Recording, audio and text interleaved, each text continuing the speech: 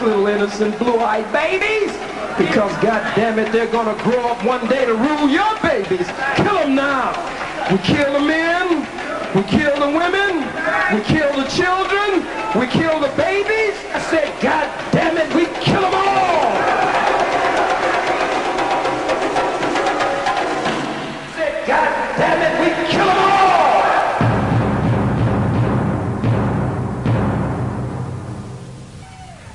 It was the late spring of 1997. America's Black Hitler, Dr. Khalid Abdul Muhammad, came to Los Angeles to answer my challenge, to debate him on the race issue. Khalid's claim was that the white man is the devil.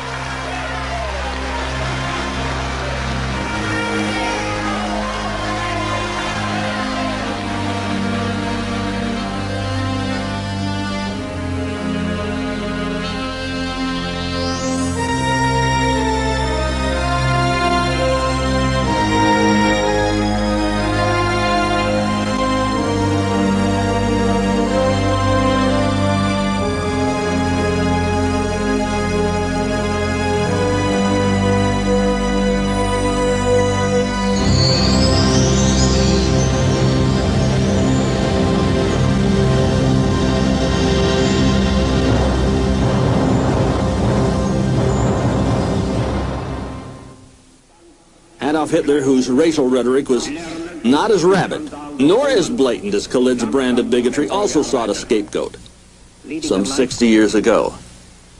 The result was the extermination of millions upon millions of gypsies and Jews, and the creation of World War II, as he sought to establish a united Europe and a new world order.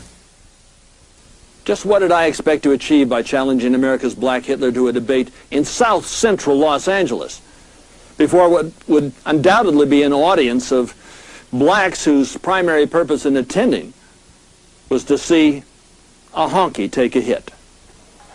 Anthony J. Hilder, who you heard on the front page, I believe it was on Wednesday, who claims that it is not the white man that is the devil, it is some white men. Is the white man the devil? Is the white man the devil? I can't hear you, and they can't hear you either. Is the white man the devil? I wanted to draw Khalid Muhammad out into the open before the cameras so I could get his rabid racist rhetoric on film. We need an insurrection. We need a revolution. We need the complete destruction of the rule of the white man's world. We don't want to avoid an insurrection. We want to run head on, cracker, with an insurrection. I wanted those who seek the truth and those who are determined to prevent a race war from erupting to know what we face as a nation. If this type of black bigotry continues to be fed and financed by America's Faustian financial fraternity. As for Khalid, I was a drawing card, an opportunity to take on Whitey before a group of blacks where he could belch out his bigotry. I can understand why it would make sense to Muhammad's Muslims to take on the Great White Hope before the Brothers in the Hood in Harlem, Atlanta, D.C., San Francisco, and South Central.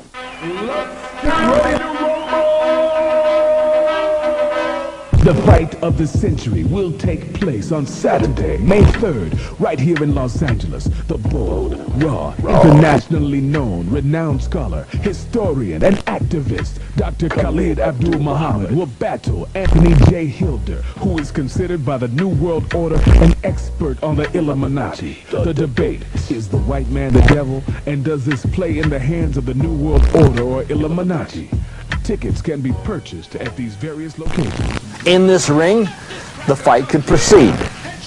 Dr. Muhammad could do his rope-a-dope racist routine without reservation, to lasso in the lambs and lead them into the slaughter. Does Khalid Muhammad believe that he's being used by this Faustian financial fraternity to bring black bigotry to a boil? Or is he just plain stupid? I mean, he sounds sincere, but then so did Adolf Hitler. And the Reverend Jim Jones, who told his congregation to commit suicide by gulping down some government grape. It's more than just coincidence that the CIA's capture and control program that's been pushed by Al Gore and his gang is called Operation Lasso. During the meeting, what came up was a plan that the Oversight and Investigation Subcommittee had put together in 1980. And during that meeting, we discussed Albert Gore and this plan. And I was given a copy of the plan. It was around 40 pages long. And what the plan basically purported to be was a system to handle insurrection. Now, when you read the plan, if you read the title and you read the first few pages, you had the feeling that what they were doing was giving you a report on how to stop insurrection in a major American city. But as you got further into the plan, it said, now that we have discussed how to cease and desist in this type of an operation, these are the factors that could lead to this type of a riot taking place. What it really was 30 pages of blueprint on how to start a riot. How you would go in, rile up the community, how you would be able to approach the youth, how you would be able to infiltrate schools, every single step. This Luciferian order of enlightened ones, or Illuminati as they prefer to call themselves, are following a blueprint for betrayal and butchery. It was first drafted by General Albert Pike in the late 19th century. General Pike, whose statue here in Washington, D.C., is glorified by the grand masters of the Masonic Order. Their religion has dominated our Gargolian government for the past 100 years. Oh, and Pike, he was co-founder of the Ku Klux Klan. Pike was the 33rd degree sovereign grand commander of the ancient and accepted Scottish Rite of Freemasonry. He wrote that Lucifer is God, and that the Masonic religion should be by all of us initiates, maintained in the purity of the Luciferian doctrine. Pike thought of this nation's blacks as simply niggers, useless eaters, who, if they couldn't be used for slave labor, were simply taking up space. Pike's Masonic religion, like that of Madame Helena Petrovna Blavatsky's Theosophy, are both guarded in the satanic secret doctrine. They both complement Baha'i, the only ecumenical religion recognized by the United Nations. Blavatsky, whose breath could stop a pig in its tracks, was a spiritual guide for Adolf Hitler. Hitler was greatly influenced by her secret doctrines. Blavatsky was the publisher and co-editor with Annie Besant of Lucifer magazine. This street here in the Ohio Valley is named after her. Anthony, who went to school here in Ohio, called it Satan Place.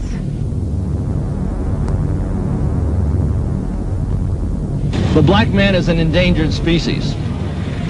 The financial fraternity that controls this nation's currency and commerce considers the dark race to be expendable and of little value more than human feces. Make no mistake about it. They consider the black man to be the manure of mankind. If allowed to continue their population control programs, they will radically reduce the population of this planet, of its blacks, the browns, and Orientals, to pave the way for a new world order. They think of themselves as the elite of mankind, the chosen ones, to rule and regulate the rabble. The utter disdain for blacks amongst the Illuminazis is quite evident. It's everywhere you look. They're Joseph Mengele medicine men who made the decision to perform the Tuskegee experiments, used syphilitic blacks as human laboratory animals. Had they been dogs, the Humane Society would have objected to such an atrocity. But that was decades ago. I mean, the question now is, would this same satanic society of corporate socialists, which operate through the Ford, Rockefeller, and Carnegie foundations, use blacks today as cannon fodder in an attempt to usher in their new world order. Would they finance a black bigoted Negro Nazi? In short, would they underwrite a black Hitler so that their programmed protege could lead their people like lambs to the slaughter? Former covert government operative Fred Solani, who worked through the CFR's CIA, says that is exactly what they have done and exactly what they are doing. They want, like Dr. Khalid Abdul Muhammad says, an insurrection. April of 1992, you're back in Los Angeles. You're operating this phony law firm, storefront, and Operation Lasso is in full swing. You then had the situation with the Rodney King trial, or I should say the trial of the officers who were accused of beating and abusing Rodney King. You then already had orders to put this riot inciting into force? You know, it depended on what happened. If the verdict had been guilty, the set of orders on how to proceed were totally the opposite of what we did. If it had been guilty, the orders were to go out into the white community in Westwood and Beverly Hills.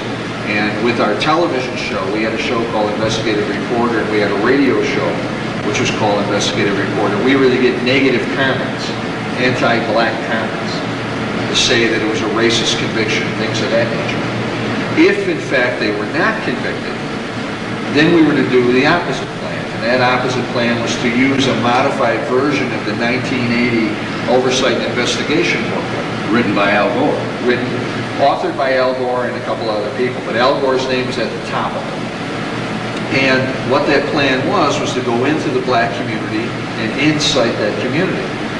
So as the trial started to wind down to the end, about 10 days before the verdict was announced, it was obvious there was going to be a not guilty verdict. I don't think anybody doubted it. Anyone in the media, anyone in the community. So what we did is we started going into the community and we started contacting the black youth in various areas. We concentrated on 3 areas. That was what we call the Long Beach Samoan Crypt area and the poor section of Long Beach.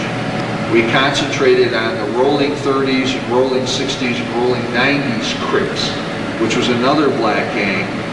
And then we concentrated last on something called the 8 Tray Gangster Crips. And what we started doing was going in there and distributing cash and crack cocaine and weapons, handguns. Even 10 days before the verdict. Correct. About 10 days before is when we started going in. It was to create a small riot in a confined area, a small insurrection, that the police could come in and have to leave, and then federal officers could come in and handle it. That was the theory behind it. Now, you really don't have to be a rocket scientist to figure out why this Cassius cabal of mega billionaires would be interested in underwriting a black Hitler. It's difficult for the average American to believe, much less conceive of the fact that this is exactly what has occurred. Liberal, white-sponsored black bigotry is a reality. I ain't got nothing against the gun. I believe in my God and in my gun. And now you say, well, you don't really believe in God if you believe in the gun. I believe in God and my gun. And I pray that he will bless me to shoot straight. Several police cars are on Central now between 43rd and 44th. Officers on the street with shotguns. There's a very definite reason they want blood to flow in the streets. They want to fan the fires of fascism. They want a black Hitler to incite a revolution. They want him to lead his flocks out into the streets of hell, where they will be shot and sheared and slaughtered.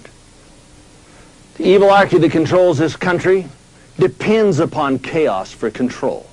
Liberal, white-sponsored black bigotry is a reality. The financiers of this fascism feed on human misery. Their boys in the CIA set up the trafficking of cocaine and heroin, amphetamines. and other drugs so that they could dumb the kids down. They want the boys and girls in the hood jumping through hoops like dogs in a trained circus act. They want the black communities to suffer in pain and feel the sting of poverty. They want the black neighborhoods to be ridden with rape, robberies, and revolution. They're simply priming the pump, preparing for the political programs which will drive another stake into the heart of America and one step closer to a new world order.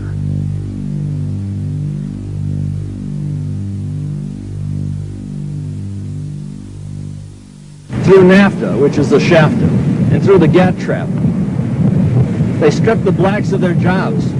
Then they open up the border so that the illegal aliens can rush in and take whatever jobs are still remaining. Then they have their agent provocateurs, like Khalid Muhammad, fertilize the fields of fascism and cry racism. God is angry with the white man of America for the wicked mistreatment of his chosen people, you, the black man. The most honorable Elijah Muhammad says in Message to the Black Man, page 104, paragraph 4, that he's the devil yesterday, he's the devil today, and he's the devil tomorrow. He changeth not. He can't change. His nature is a wicked and a weak and an evil nature. He's coded that way. He can't help himself. There's no question that our enemy, our mutual enemy, is made up primarily of white men. But it isn't the white man that is the enemy. It's certain white men with a satanic agenda. The propagandists, the press, the Judas goats and the Illuminati elite are trying to bring the black man into thinking that it is the white man that is the enemy. I mean, if you haven't already guessed it, they want chaos to bring about control. They want a black-white confrontation to erupt. They want to create crises. They want to bring about world government. The Cassius cartel, which creates these crises, is demonically ingenious. They actually want us to kill each other. But what if we join together against him? What if the people of this country suddenly woke up and discovered there's a mutual enemy? What then? How long do you think the Illuminati will last? Luminists think of themselves as superior, as untouchables. They don't think that they can be touched in the offices of the Council on Foreign Relations at 58 East 68th Street in New York City, or at the secret conferences of the Bilderbergers, which is held in private, guarded by a small army. These limousine liberals think that they are immune from the diseases that they have designed, and from the racists that they have recruited, and all of the poisons that they are pushing. They think that you're just too damn dumb to learn that it was they who financed Hitler and Marx and Mao to bring about a global government. You bring about world war to bring about world government. And when it didn't work the first time and the League of Nations collapsed, they did it the second time to bring about the United Nations. No, they don't think you're smart enough to know that their agents engineered AIDS, or that they created the privately owned Federal Reserve, and that they brought about the Great Depression in 1929, or that they manipulate the stock market and they will bring about its crash for your control. No, they think that you're just too damn dumb to learn. They think of us as idiots that will never see the big picture. They think that we lack the capacity to understand that their agenda is to rule the world through the United Nations, to dominate us all, to murder, to maim, to ravage, to rape, and ruin, and establish hell on earth. The evilarchy that controls this country depends upon chaos for control. The financiers of this fascism feed on human misery. If Dr. Khalid Muhammad's neo-fascism is brought to fruition, blacks will be used like toilet paper by the president and his political pimps along the Potomac. They will discard them after they've been wiped off the face of the earth, then flushed down into the toilet of tyranny, into the cesspool of socialism. Racism is rabid amongst black communities. My guesstimate is that it's 400% to 500% higher in communities that are of color than those that are white. In fact, it's 5 times more likely that a white man will get mugged by blacks than a black would get mugged by whites. And yet blacks represent only 15% of America's society. But the capitalist-controlled propaganda press portrays the exact opposite of the truth. They've spent billions upon billions of dollars building bigotry in the minds of the blacks and building the climate for revolution. The fantasy and the fallacy, which have replaced the facts, are now labeled politically correct. Black bigotry is hidden rather than heralded. But there's a reason. For the past 40 years, the Manhattan money mob has underwritten racist movies. They've spent hundreds and hundreds of millions of dollars building bigotry in the brains of the blacks and developing the climate for revolution. Their pictures portray whites as pot-bellied bigots, parasites, perverts, nerds, num-nums, and Nazis. In films like Mandingo, Roots, and Drum, they push their poison propaganda, picture by picture, to punctuate their liberal loony-toony line of lip. It's all part of the master plan to take your mind, your soul, and your body. As for Khalid's programmed propaganda pitch, it fits hand in glove with Pike's overall objectives. Khalid is pushing race-baiting, white-hating riots and revolution. In the hands of the Manhattan money mob's managed media, they can be used to justify retaliation and establish tyranny. Khalid Muhammad and Adolf Hitler are of the same breed, though not of the same color. They appeal to the ignorant, the uneducated, the angry, and the insane. It is my prayer that with this film, we can save our black brothers and sisters from being slaughtered and enslaved, and can prevent mindless acts of terrorism committed by whites in revenge for what they really don't understand. See, war has been declared upon us by the international banksters. War has been declared upon us all.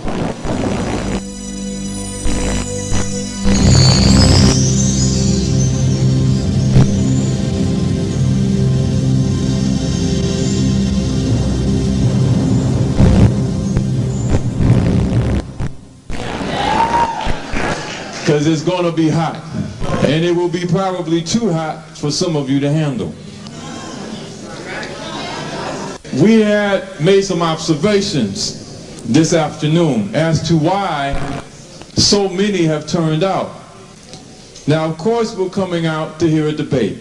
It's very rare that you get a white man who will stand in the face of a truth seeker like Khalid Abdul Muhammad. As you know, Dr. Khalid Abdul Muhammad was the Western Regional Representative of the Nation of Islam. He later became the national spokesman for Minister Louis Farrakhan, and he was also Supreme Captain, and he was Western Regional Representative of Mosque number 27 here for many years. And many of you know and love him for the work that he did. Am I correct? It is time that we step to our enemies. We look right in their face. We call them out for who and what they are. We do it unequivocally. We're not shaky at the knees. We look at him and say, if you're the devil, then you are the devil and you are the enemy that we're fighting. It is about time that we stand up as a people and confront the oppressors. Now, with this great amount of people, we have people in the auxiliary room, which is full. We've got hundreds of people outside the door right now that still somehow we're going to try to squeeze them in. That's right. So you might really be practicing some black unity tonight. But with this great amount of people, we will not be able to allow everyone to come to the microphone and ask questions. For those of you that don't know me, I'm Brother Jamal, who you've heard with Carl Nelson on the front page and all that. And I want to introduce to you our other guest moderator, Sister Dr. Rosie Milligan.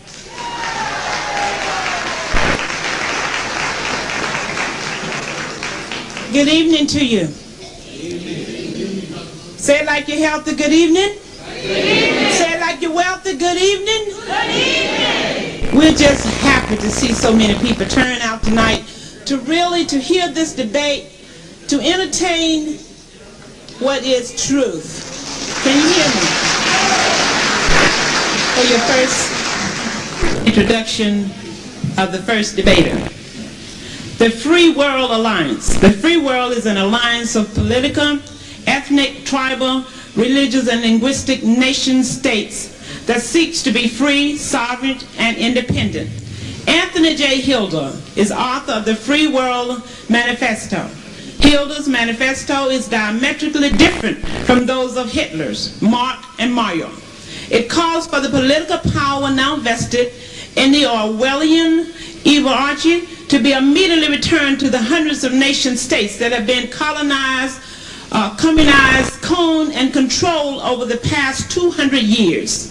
Unlike John F. Kennedy and Adolf Hitler, who asked the citizens of their nation to work for their governments, Anthony J. Hilder states, ask not what you can do for your government, but rather what your government can do for you. For our governments must be our servants, and we, the people, their masters. Hilder produced the historic Illuminati CFR recordings with Myron Fagan in 1967, which changed the course of American politics, revealing that the nation's enemies are primarily internal rather than foreign. Anthony J. Hilder has personally interviewed Richard Nixon, Ronald Reagan, Marlon Brando, Walter Winchell, Senator George Murphy, and Strom Thurmond, and thousands of other newsworthy people. He has appeared on Ancient Mysteries of the World on CBS, and Ashanti Television X-Files special for Japan, The Joe Payne Show, General Electric Theater, M Squad, The Les Crane Show, plus has been interviewed for Germany, French, and Dutch television specials. Hilder is a free rightist and speaks before groups ranging from the most conservative to the Black Panthers. He considers the black man an endangered species and lectures on the genetic engineering of AIDS.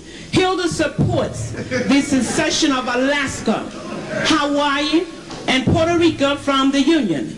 He is an honorary Chicaloon Indian and has been initiated in the Hawaiian Brotherhood. Hilder has been labeled one of the most enlightened men in America. May I present to you, ladies and gentlemen, Mr. Anthony J. Hilder.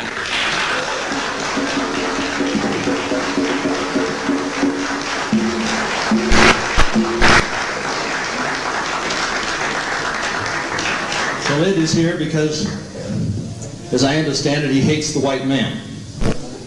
I am here because I love the black woman.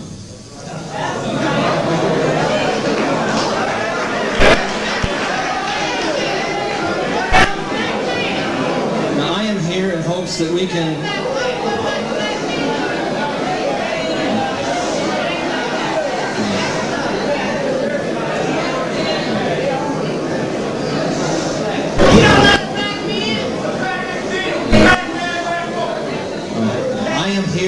that we can prevent a resurrection of an insurrection.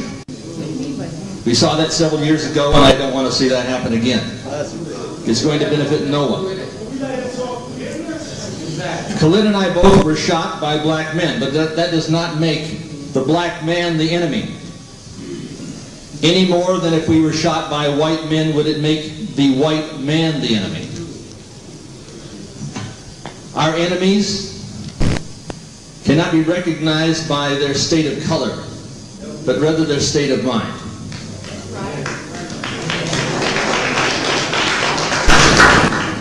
All black men do not think alike, any more than white men think alike. We are all different. God, in His divine plan, has made us individuals.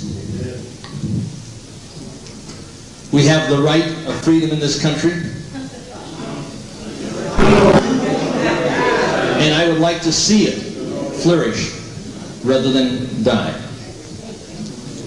Never in the annals of human history has so few done so much so often, to take so much and hurt so many, as the warlords of Washington and Wall Street. There isn't anything that you have, or ever had, or ever hope to have that they're not planning on taking away. They want it all. And they intend to get it all. Khalid says that the white man is the enemy. But I say he is in part right. It is not the white man that is the enemy, but it is certain white men. All right, now if somebody has a problem in telling the difference,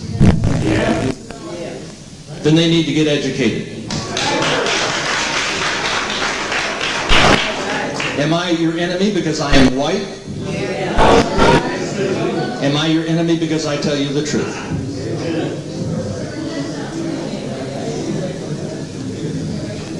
I take a look at the chart of the Council on Foreign Relations and the Trilateral Commission. This is mainly made up of white men.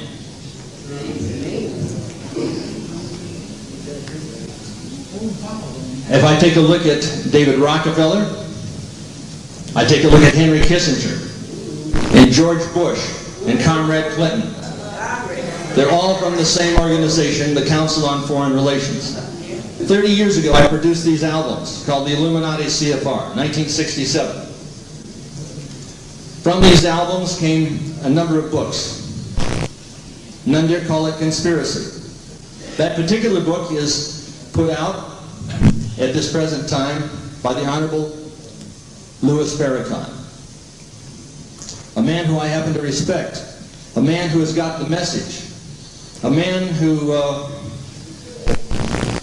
like Malcolm X, has discovered that it is not the white man that is the enemy, but certain white men. And I think that there is a widening difference between Khalid Muhammad and Louis Farrakhan, and I'm going to discuss that difference in a moment. When Khalid talks about killing the white man, killing the mothers and the sisters, the brothers, the babies and grandma and the cripples, and burying them and digging them up and killing them again.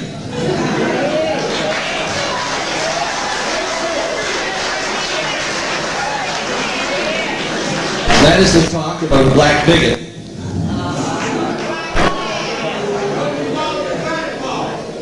We're talking about, at least I'm talking about, America's Black Hitler. And I think he has deserved that title.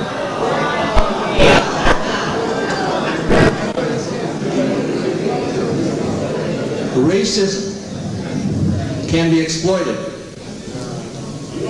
And I believe Khalid Muhammad is exploiting that. See, we have an opportunity to change things around. We have an opportunity to incite a revelation, to avoid a revolution. This is an awakening, and this awakening must happen. Because when I say they intend to kill you, I'm talking about this Cassius cartel, I'm not kidding. Yes, they are white.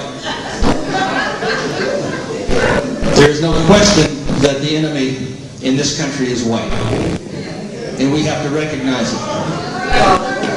But it is not the white man collectively. It is certain white men. The Central Intelligence Agency is the control arm of the Council on Foreign Relations.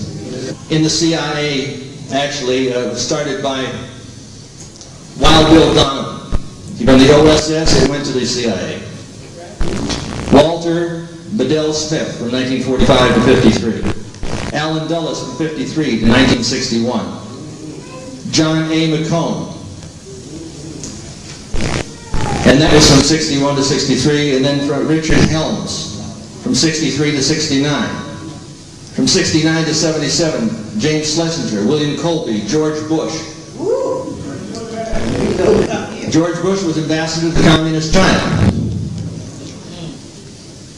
In fact, a fellow at a party one time had told me about a situation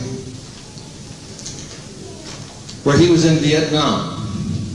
Actually, I think in Laos at this particular time. They were dealing in drugs, the Central Intelligence Agency, and the suits had just come in.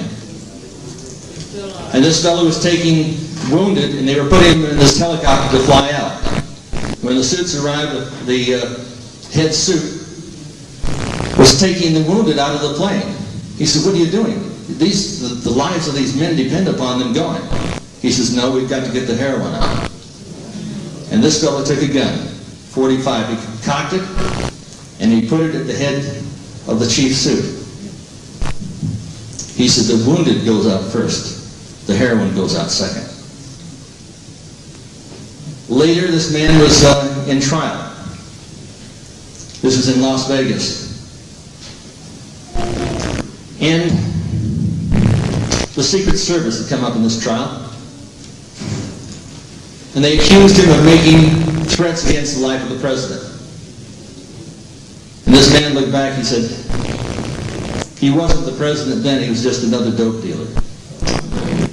We're talking about George Bush. Here's a picture of George Bush and Pineapple Head and Noriega. They said that he did not know Noriega. Drugs that come into this community by the Central Intelligence Agency for destabilization programs. They want you to be brought into a riotous situation.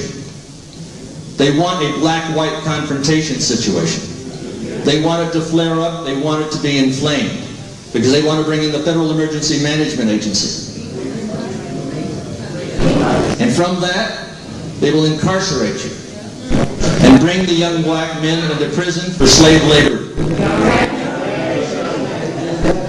That is their intention.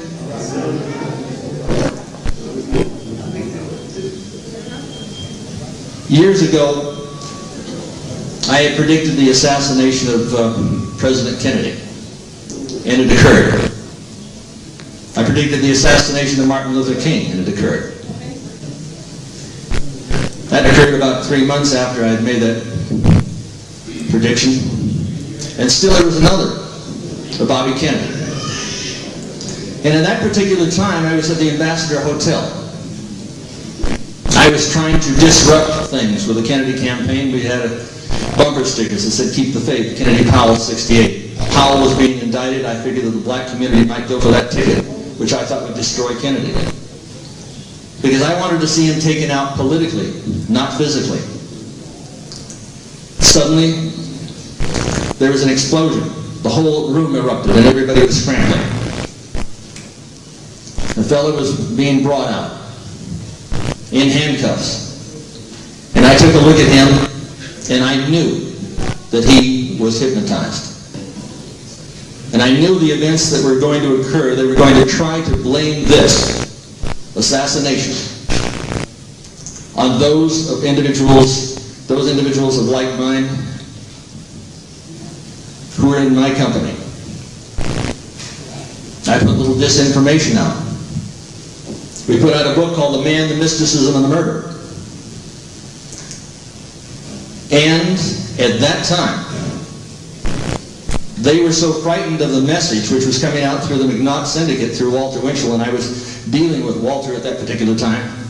We had written the articles for 5 front-page headlines. But then they decided to put out a message to all of those who were trying to discover what was happening about the assassination. And they put out a book called The planned the assassination of Robert Francis Kennedy. I'm in that book, accused of hypnotizing Sirhan Sirhan to kill Bobby Kennedy. Did I? No. But I mean, it was a wild accusation, and some people believed it. And some people believe that I'm an agent provocateur. Some people believe that Khalid Muhammad is an agent provocateur. But I take a look at what's happening in this country, and I know that we have to change things around. I take a look at the statement, and this is by Dr. Bertrand Russell. And this is the title of one of our tapes called Mega Murder, the Final Solution, the Genetic Engineering of AIDS. He said, war has been disappointing in this respect. And we're talking about eliminating massive amounts of people off the planet Earth. They intend to reduce the population of this planet by 1,250,000,000 people by the turn of the century. They consider you to be expendable, to be useless eaters. They are elitist, they are racist, they are insane. And these people control the United States of America. Dr. Bertrand Russell, who was an early Illuminist, was disappointed in the fact that the world population is increasing about 58,000 per diem. That's what he said at the time. He said war so far has been unsuccessful in reducing the numbers of the individuals. He said war has hitherto been disappointing in this respect, but perhaps bacteriological war may prove effective. If a black death could spread throughout the world once in every generation, survivors could procreate freely without making the world too full. This man was party to a plan to destroy the black race. AIDS was genetically engineered. It was designed to kill you. It came out in a laboratory, and a friend of mine, Dr. Robert Strecker, and I have worked together. We put out a tape called Mega Murder. He's also on Mega Murder, the Final Solution. Dr. Strecker's tape is handled by Louis Farrakhan. Bill Cooper's book, Behold the Pale Horse, is handled by Louis Farrakhan. The Unseen Hand is handled by Louis Farrakhan, by Ralph Epperson. Of course, Khalid thinks that Epperson is the devil. He must think that Dr. Strecker is the devil. And certainly Dr. Lynn Horowitz, who's come out of the book Emerging Viruses. And Dr. Horowitz has been with none other than Louis Farrakhan. And I'm wondering where all of this is taking us. I see at one hand Farrakhan exposing the enemy within, directionalizing his attacks, making sense. On the other hand, I take a look at Khalid Muhammad, making no sense at all. I'm going back to Nazi Germany for a moment, and at the end of the war, the OSS, at the end of the war, the OSS, which became the CIA, brought in 1,500 German scientists and doctors. They were involved in genetic engineering. Here's a particular picture. This is with Nazi Germany's wartime rocket chief, Walter Dornberger, on the left. He's seen with Werner von Braun.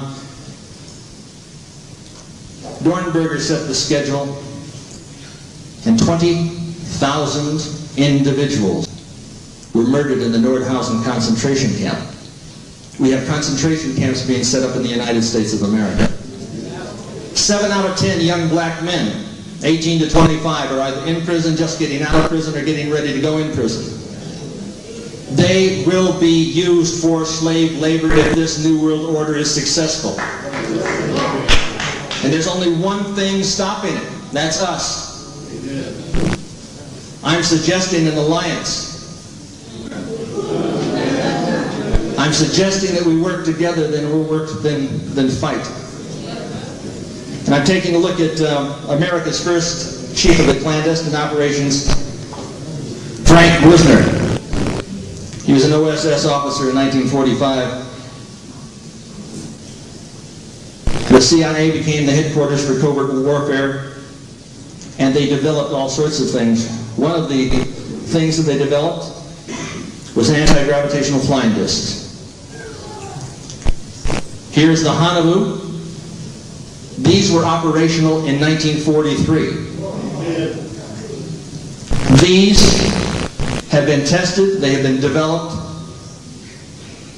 The public is told that they're crazy when they see something like this.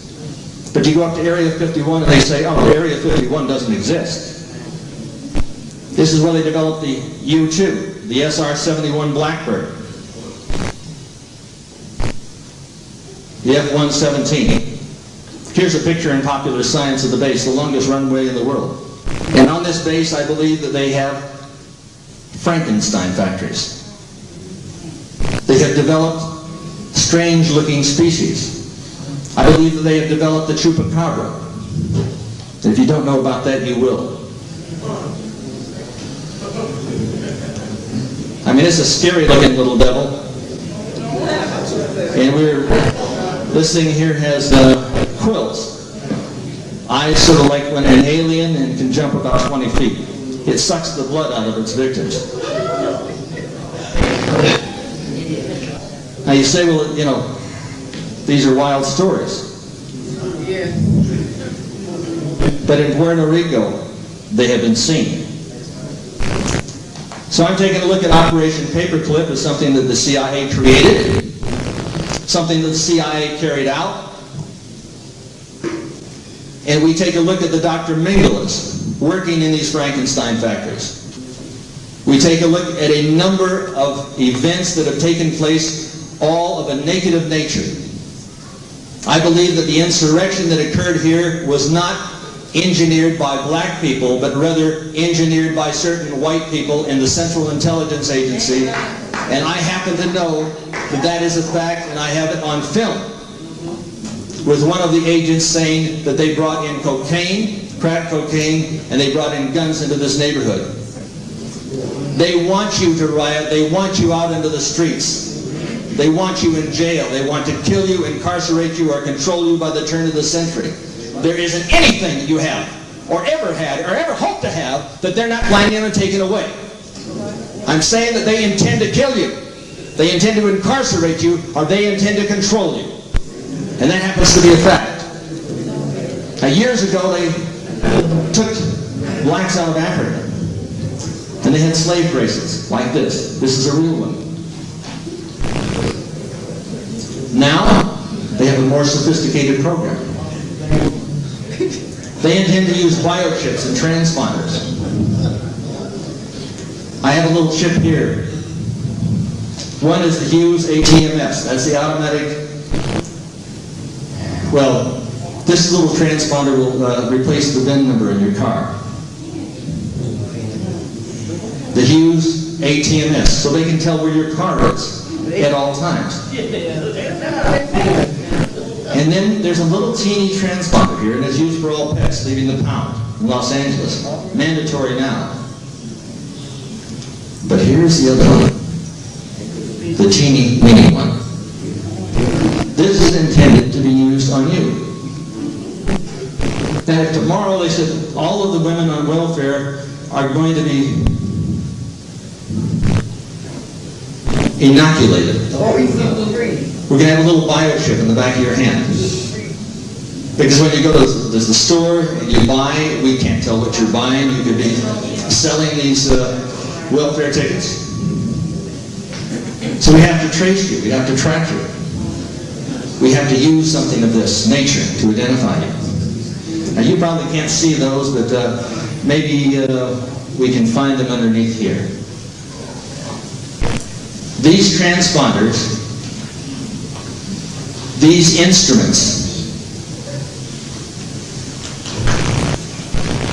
are used to track an individual from a satellite. There won't be anywhere you go. There won't be anything you can buy without these.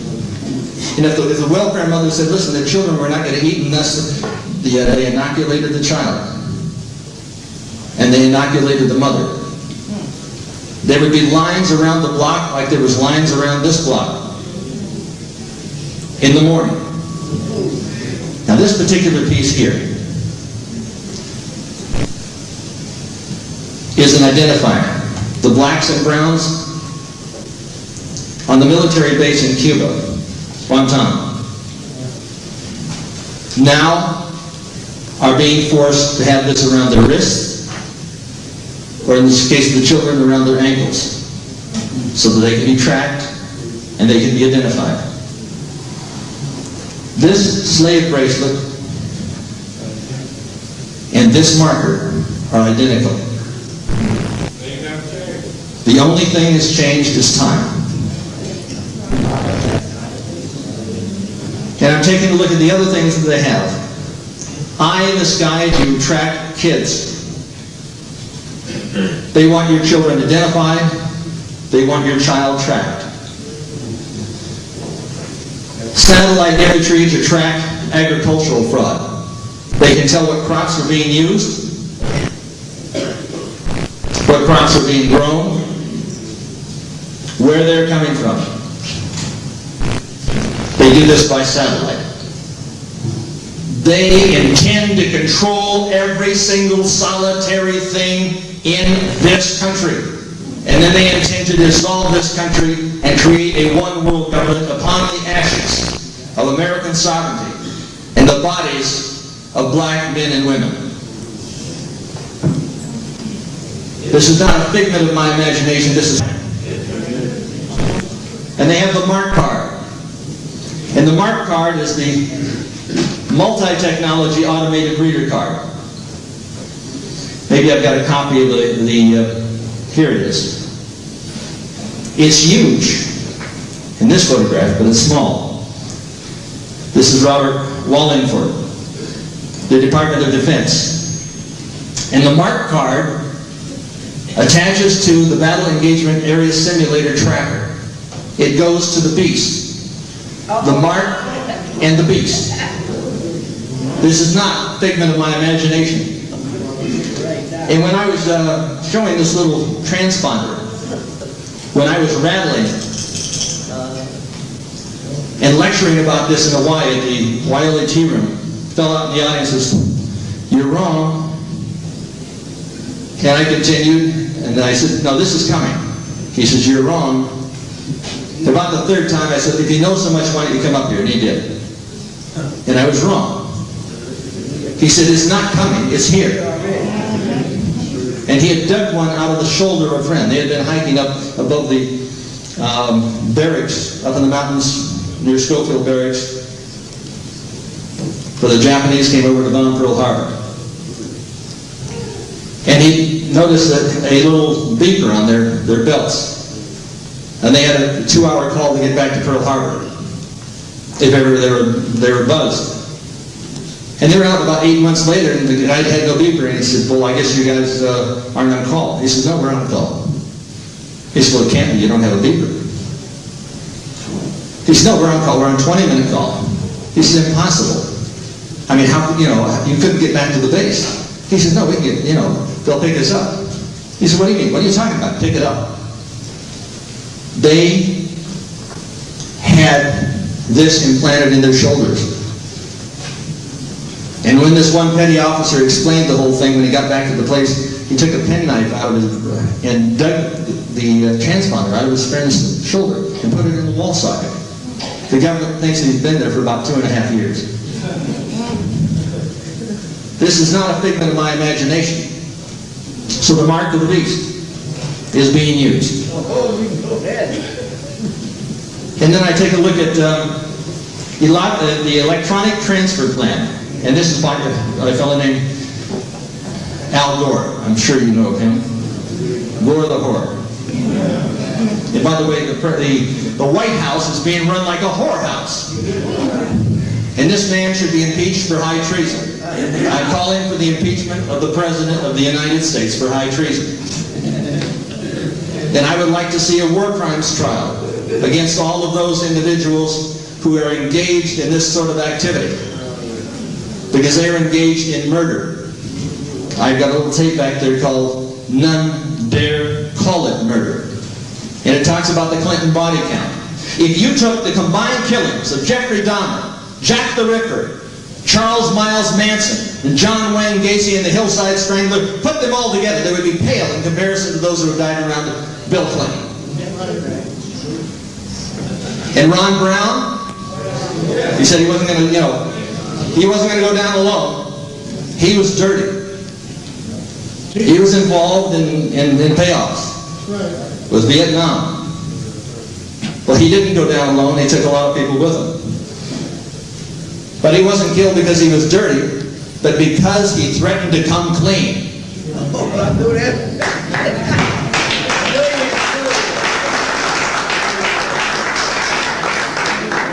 Ron Brown was murdered. Vince Foster was murdered. In our tape, None dare call it murder. we have a woman called Deborah Von Trapp. And she said she worked out of the White House. She worked with a computer system, and it was compromised. And she said one thing, that the head of her particular unit in the White House had called her drunk the night, I guess it was that night. He says, we did them. And she said, what are you talking about? Did them? Did what? He says, we did them. He says, did who? He says, Vince Foster. They smoked him. Now, it would be more believable. It would be more believable to see the President of the United States walk across the Delaware on water. And I could believe that before I could believe that Vince Foster could walk 760 feet on air. Oh, he didn't have any keys in his pocket when they found his body at the park. They'd searched his pocket. But when he was brought back to the morgue and two agents from the President of the United States office, he had 2 sets of keys. Amazing. But he would have had to have a 3rd set of the keys to drive that car. And the witnesses have been intimidated.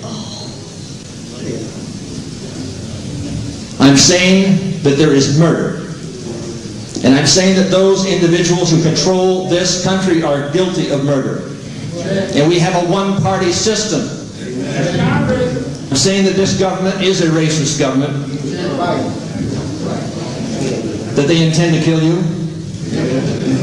And the Alcohol, Tobacco, and Firearms Division of the Internal Revenue Service is working directly under the command of the President, and they will be at your door.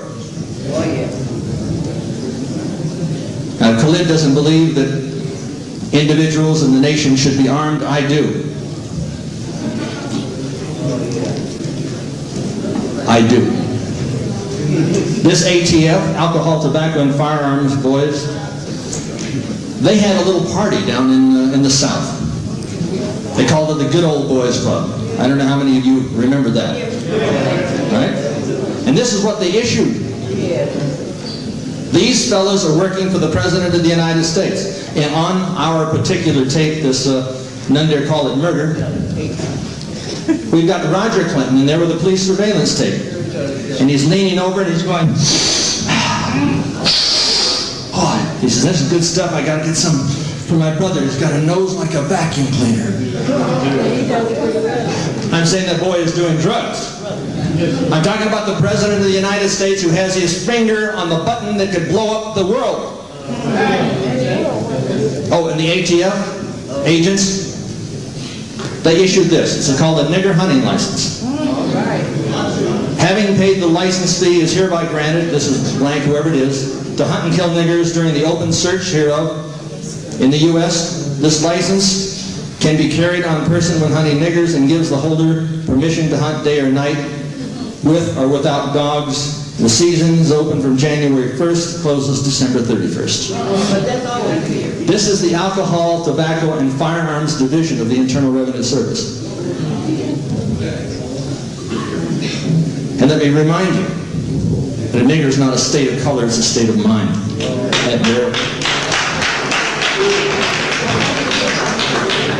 I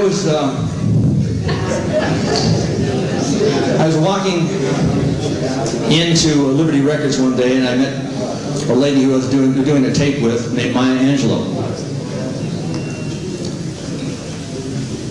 We did a record called Mambo Like in Africa, a thing I wrote with her and Eddie Cano. And we're going down the street. I'm sitting in the car. This is about sunset in La Brea. And a carload of honkies came by, screaming and yelling. This is who?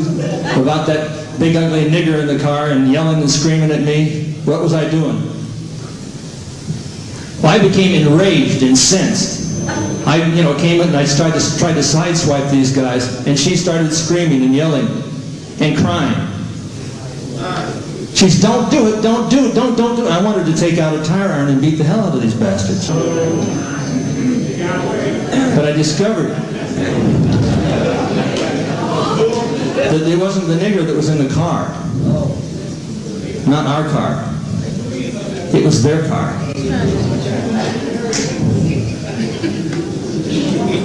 Maya Angelou pleaded with me successfully. And I kept a calm head.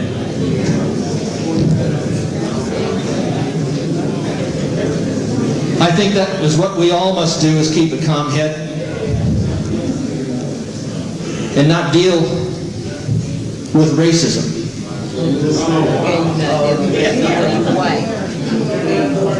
Because these people intend to use racism as a tool to conquer us and enslave us.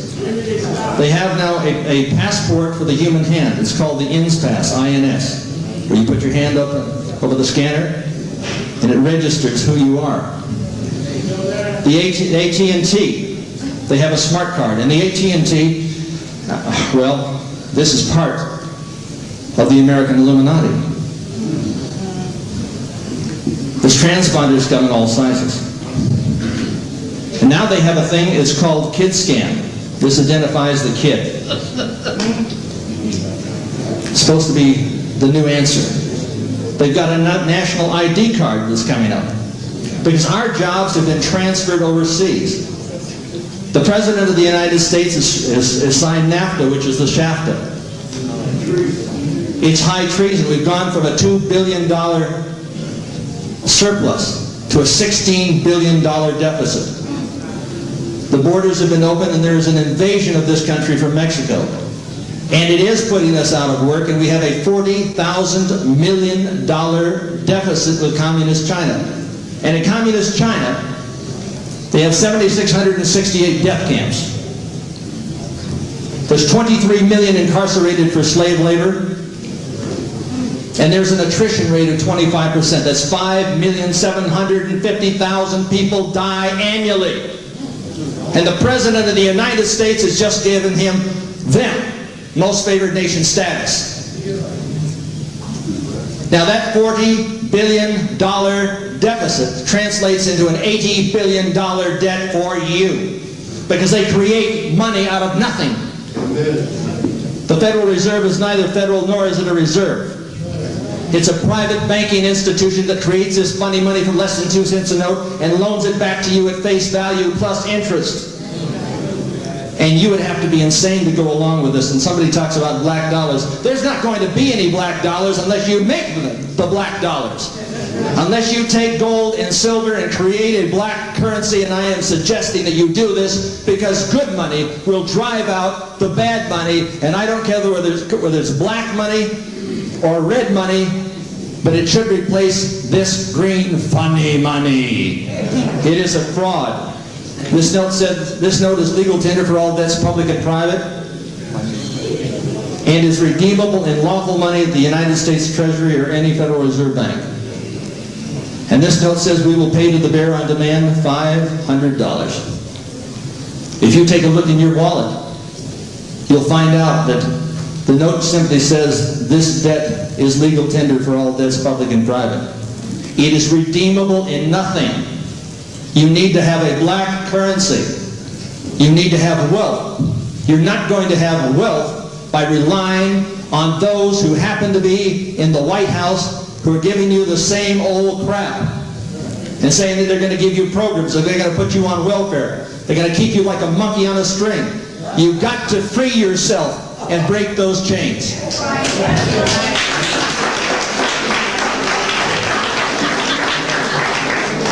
These people are engaged in chemical and biological warfare. And we have articles upon articles upon articles about it. We've got the tape 666 and Satan System 666. These are the devils. These are the real devils. They developed the Goth War diseases. I call them the DEADs, doctor-engineered anti-personnel diseases. And yes, it was created in the United States of America, in Boca Raton, Florida. They've got the implantable biochip technology. We've got it. Now they have the technology of control, the police state. Global 2000, biological genocide. And if you would take a look, just one look, at Dr. Leonard Horowitz's tape, Emerging Viruses, I would know this to be true. I think that's a sign. I hear the drums. I return it to you. Thank you.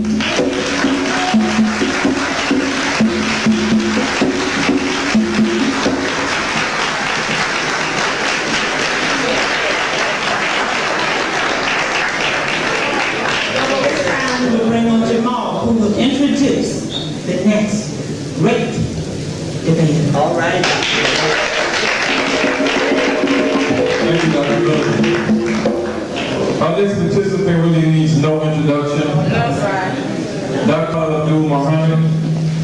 His voice is penetrating, firm, rough, and it's always musical. Dr. Khalid Muhammad has seized upon his monumental mission with vigor and enthusiasm, and as a result is a fiery orator in the tradition of Brother Malcolm, Minister Farrakhan, and other great black voices who have told our story throughout the annals of history. Brother Muhammad has served as the Associate Director of the Urban Crisis Center. The UCC is a racial relations, human relations institute in Atlanta that is highly acclaimed by such clients as U.S. Steel, Inland Steel, Federal Express, New York Transit Authority, police agencies, city, state, and federal government agencies, and others. He's a scholar, a historian, orator, and activist, and he's taught in the Pan-African Studies departments at Cal State University of Los Angeles, California State University of Long Beach, and he has served as scholar and resident at Morehouse State University. He is also a recipient of the Ford Foundation Fellowship to do intensive studies at Harvard University, Yale University, and Columbia University. He has traveled 8 times on fact-finding missions and research missions to Kemet, 6 times to Mecca and the Middle East, and 3 times to Jerusalem. After his historic lecture on November 29, 1993 at King College in Union, New Jersey, which shook the racist, Zionist, imperialist, white supremacist foundation of the world, the President of the United States and the Vice President condemned him. The United States Senate voted 97-0 to censor him, and for the first time in history, the United States House of Representatives, the full Congress, in a special session, passed House Resolution 343 condemning him.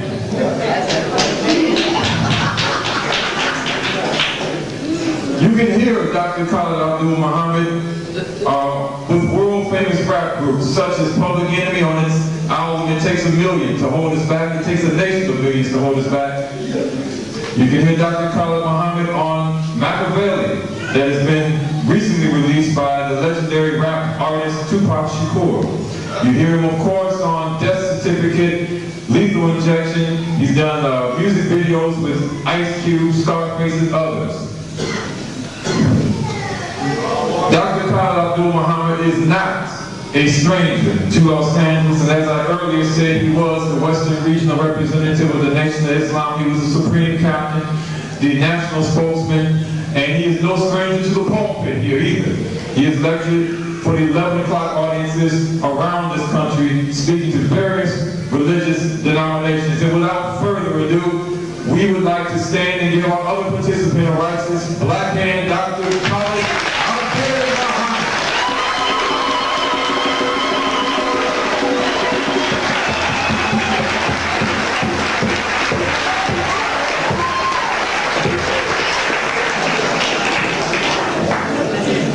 In the name of Allah, the Beneficent, the Merciful, all praise is due to Allah, the Lord of all the world. We forever thank Almighty God for coming, as it was written and prophesied that He would come, to seek and to save that which was lost. And we can find no other people fitting the description of the lost brother, the lost sister, or the lost sheep, except we, the 50 million or more, mentally and spiritually dead, black men and black women here in the hells of North America. And so we thank Him for coming in the person of Master Farad Muhammad, raising up His messenger and His Messiah, the most honorable Elijah Muhammad. And I thank the two of them for the man who is my mentor, and the man who is responsible for what I am and what I am becoming, and the man who is largely responsible for my spiritual rites of passage. I speak of none other than my spiritual father, the Honorable Minister Louis Farrakhan. In their names, I greet you here tonight at Faith,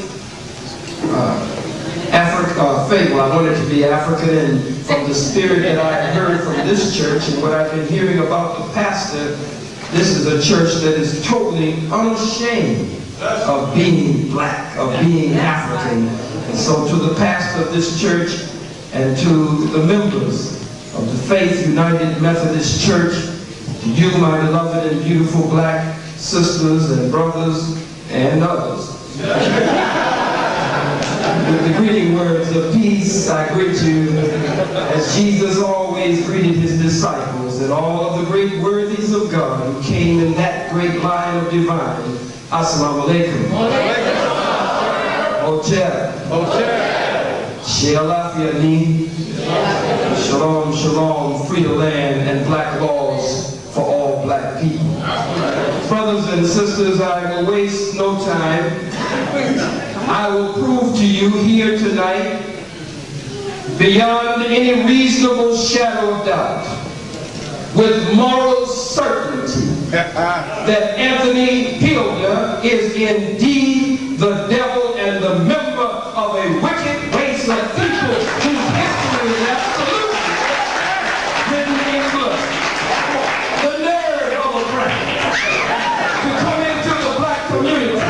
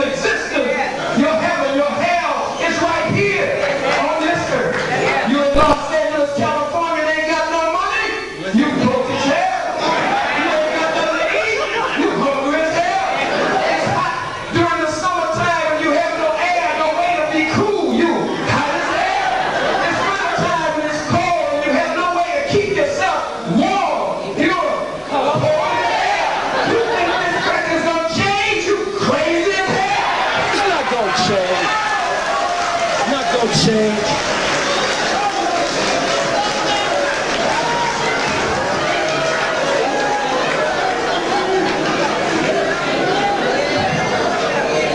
I must go to my teacher, the most honorable Elijah Muhammad, and what the honorable minister Louis Farrakhan has taught us. Let's go to the lessons. Supreme wisdom. Well, we got the devil on the run here tonight. I thank God for this devil and for this opportunity, and I'd like to drag this devil all over the country exposing this beast. Lesson number 2, question and answer number 33 in the supreme wisdom, that the examination, first term examination of Mr. Elijah Muhammad, at that time one of the lost found that he took for his teacher, from his teacher, Master Farad Muhammad. What is devil? A grafted man, which is made weak and wicked, or any grafted live germ from original is devil.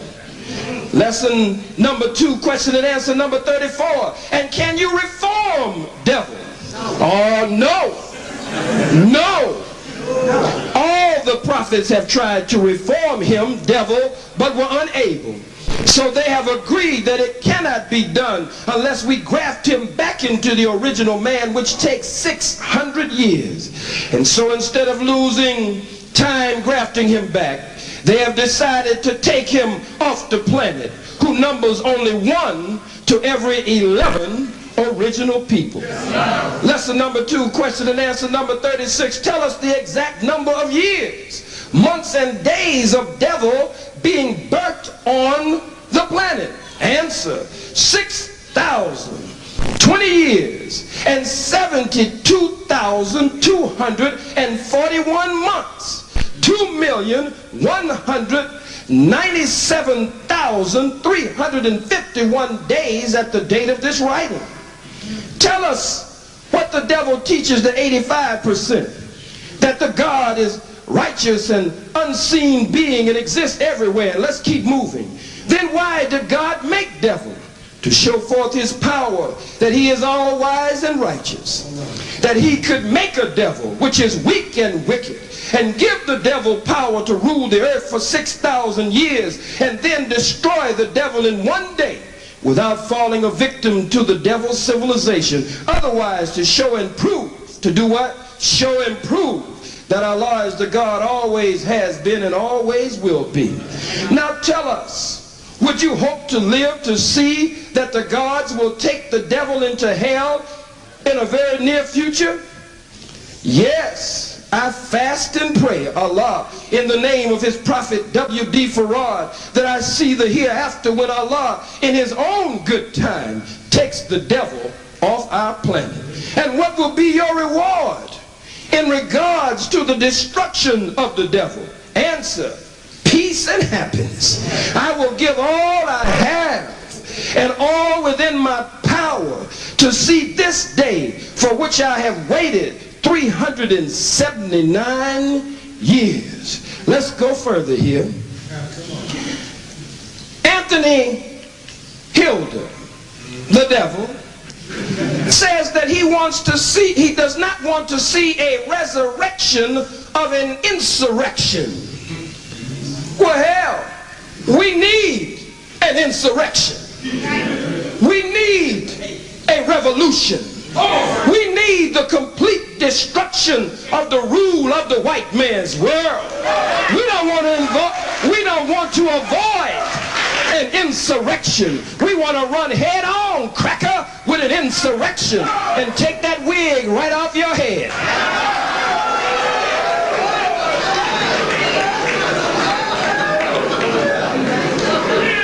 He said we have the right to freedom in this country.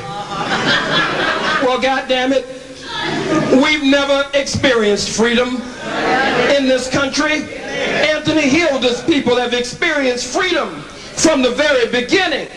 Anthony Hilder is shaking and faking, smiling and beguiling, and he is using technology on you. The Holy Quran says that the devil would come to you making certain suggestions, firm resolutions, making firm resolutions, and there would be mixed with it evil suggestions in firm resolutions that he would whisper into the ear. The Bible and the Quran speaks of how the devil would come among us. It said that the daughters and the sons of God would be gathered together, and Satan would be there also among them. And the question would be asked, well, what's up with you, Satan? Satan says in the Bible, I am coming and going to and fro and up and down in the earth. Satan, the devil, according to the Bible, went up on a hill, Hilder, went up on a hill with Jesus. When I say Jesus, I'm not talking about some blonde-haired, blue-eyed, pale-skinned, buttermilk complexion cracker Christ that Anthony Hilder would want us to believe in. I'm talking about the Jesus of the Bible with hair like lamb's wool. I'm talking about that good hair. I'm talking about that nappy hair before it got fried and dyed and laid to the side the way we have done our hair. They said he would have hair like lamb's wool, that his body would be like beryl. Another scripture says his body would be like jasper. Another scripture says his body would be like fine brass, as though it had been burnt in an oven. Jesus, the Lord, the Savior, the Master, the Redeemer, Jesus, the black revolutionary Messiah, was taken up on a hill, up on the mountain by Satan, by the devil. And the devil talked about a new world order. The devil talked about giving Jesus all of this world out there if Jesus would just seek an alliance with him. Just bow down to him. And I say to you here tonight, devil, get thee behind me, Satan. Get thee behind me, Satan. But you've been robbed, black man. You've been robbed, black woman. You've been, as the Masons and the Eastern Star say, you have been struck a blow to the head which has rendered you dead. And so you have lost the knowledge of yourself, and without a knowledge of yourself you have lost your primary frame of reference. And so when a friend comes, you take a friend for your enemy, and you take your enemies for your friend. You are hard-headed, stiff-necked, and rebellious, hard to lead in the right direction and easy to lead in the wrong direction. This cracker should have been run out of the damn church just for showing up. Give him a chance. Give him a chance. So I didn't want to fall out with you. I said, yeah, get a cracker a chance. Get a wig wearing beast a chance.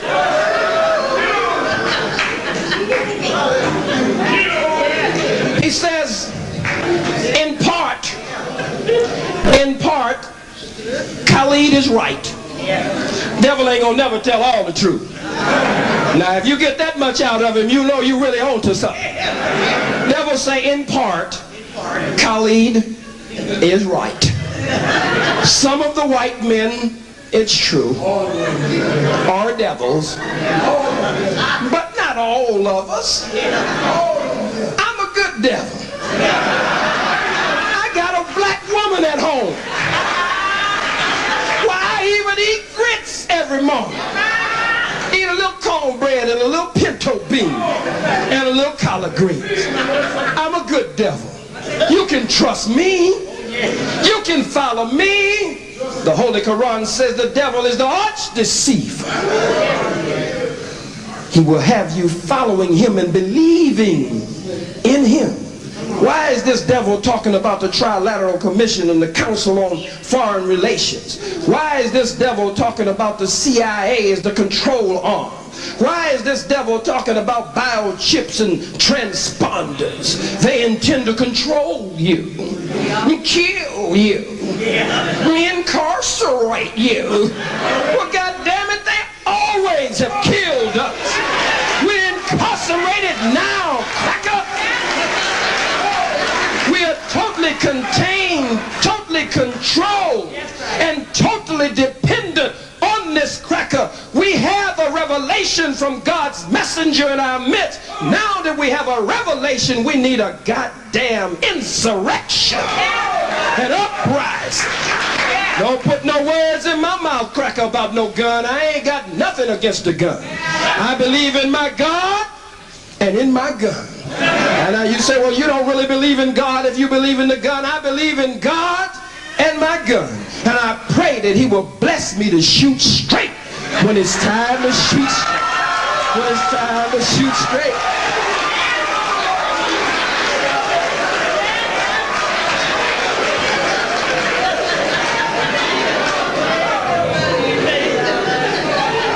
In the book of Thessalonians it says, let no man deceive you, for that day shall not come unless there be a separation and a falling away first. And the man of sin shall be revealed, that one who sitteth in the temple of God, showing himself that he is the God, deceiving all of the nations.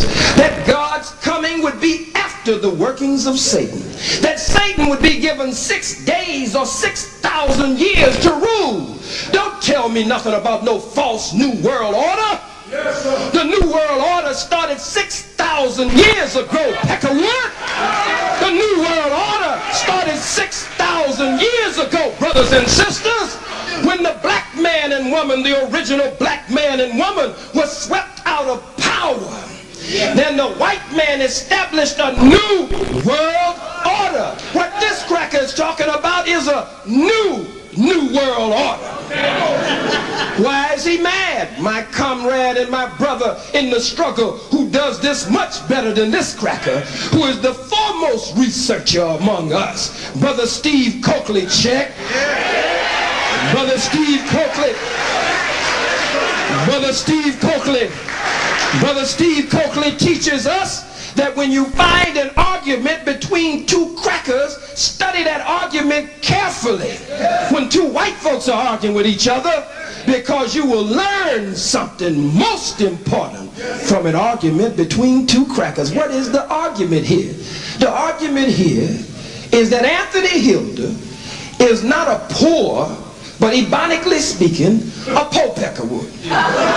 He's poor white trash, a poor cracker, ain't got a damn thing. And the other crackers, these rich and super rich, what he calls a wicked oligarchy, they have set up a system that his class of crackers were beginning to spy and kind of believe that they might be able to get a grip on it. And as soon as they started tipping up on it, he upped the ante, flipped the script on the cracker, and taking it to another level. And so now the cracker comes to us saying, gee, help me. I'll be a better slave master than they were. I heard him on the radio. I heard him on Front Page with Brother Jamal and Brother Carl Nelson doing a wonderful job on the front page. Give him a strong black hand. I heard him on the radio. Heard the old cracker on the radio. And he was saying that we want to make sure that America is returned to us. That we take America back. Do you know who you talking to, Peckerwood? We have never had America. How in the hell can we take it back? And on top of that, we don't want no damn America. We want a nation of our own. Freedom and independence, separation and independence, our own flag, our own land, our own laws, our own government, which is under the law of Almighty God. The real New World Order. The real right fast cracker, because I'm going to be on your behind from the time I start till I finish. No good bastard.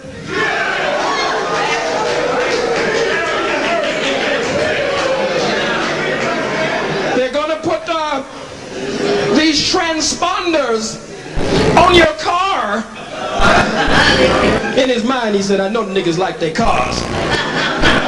And they'll be able to know where your car is at all times. The fool bus don't know that we're well acquainted acquainted with the repo man, hell, he always find our car.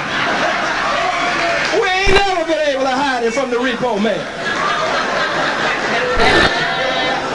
Cracker come with such weak arguments. The Bible says, as thou hast done, so shall it be done unto you. He that leads into captivity shall go into captivity.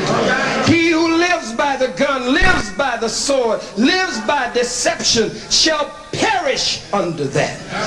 Another scripture says, as thou hast done, I repeat, as thou hast done, so shall it be done unto you. As a man soweth, that shall he also reap. And we say on the streets, what goes around comes around. Cracker's quick to say, well, I didn't do anything. I wasn't here.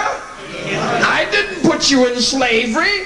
The Bible says that the sins of the sons would be visited upon, the sins of the fathers would be visited upon by the sons. The Bible says that God would judge you for the murder of Abel all the way up to Zechariah and beyond, and that your land would be filled with the blood of the prophets and the saints and the righteous of God. You tell me that's not America. The Bible goes on to say that God would judge you all the way up to the third and the fourth generations, and sets a particular time and moves it down the wheel of time. There's no way to escape today, Cracker. A table is prepared. All of the things that the white man has stolen from black, brown, red, yellow is on the table. But death is sitting at the head of the table. The grim reaper is sitting at the head of the table.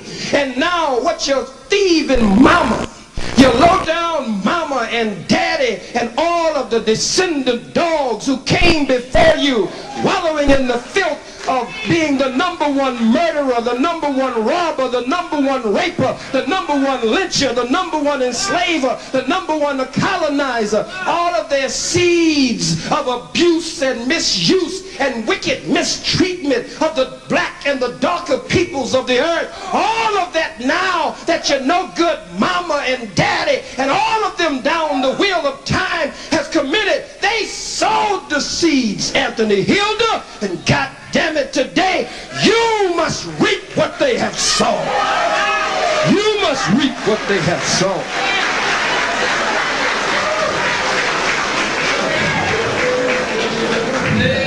The nerve of this cracker to come in here. Somebody debate. Ain't no damn debate, Cracker. You're the devil before you even came. You'll be the devil after you leave. The most honorable Elijah Muhammad says in Message to the Black Man, page 104, paragraph 4, that he's the devil yesterday, he's the devil today, and he's the devil tomorrow. He changeth not. He can't change. His nature is a wicked and a weak and an evil nature. He's coded that way. He can't help himself. The number one witness in here is our queen, who has been deceived and tricked and hypnotized by this devil. She knows this beast is filthy. She knows how low down this cracker is. She sees his deception on a daily and consistent basis, and one day she will wake up in the midnight hour and O.J. Simpson will have nothing on her. She'll cut this cracker's throat and cut his wig off his damn head.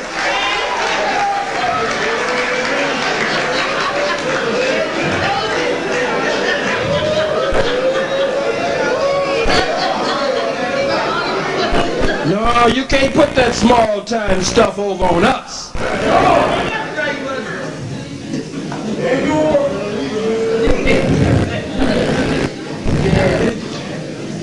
His history is written in blood.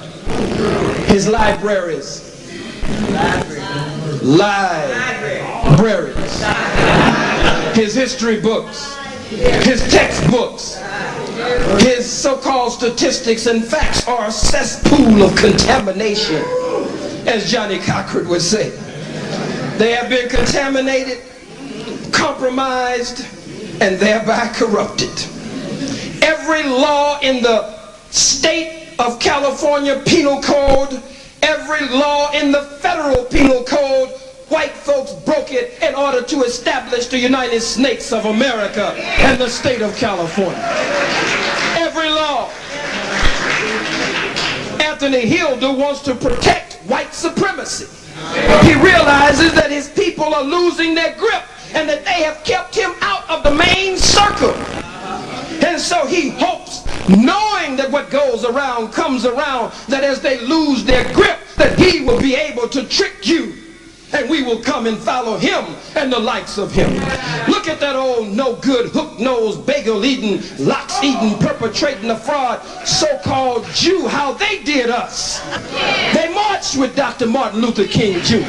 They came to churches just like this peckerwood, just like this ugly cracker. They came to church meetings and they pretended to act in our best interests.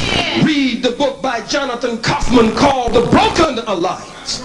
A so-called Jew just like them, a white imposter Jew, trying to steal our birthright, knowing that we are the chosen people of God, fulfilling the Bible prophecies and scripture.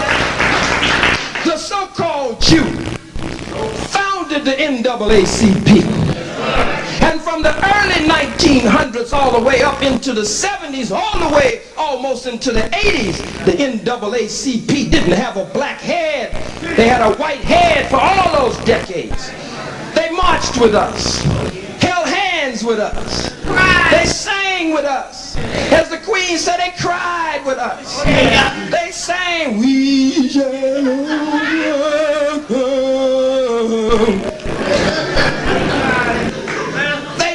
They were sincere if you were asleep. But they used us as cannon fodder.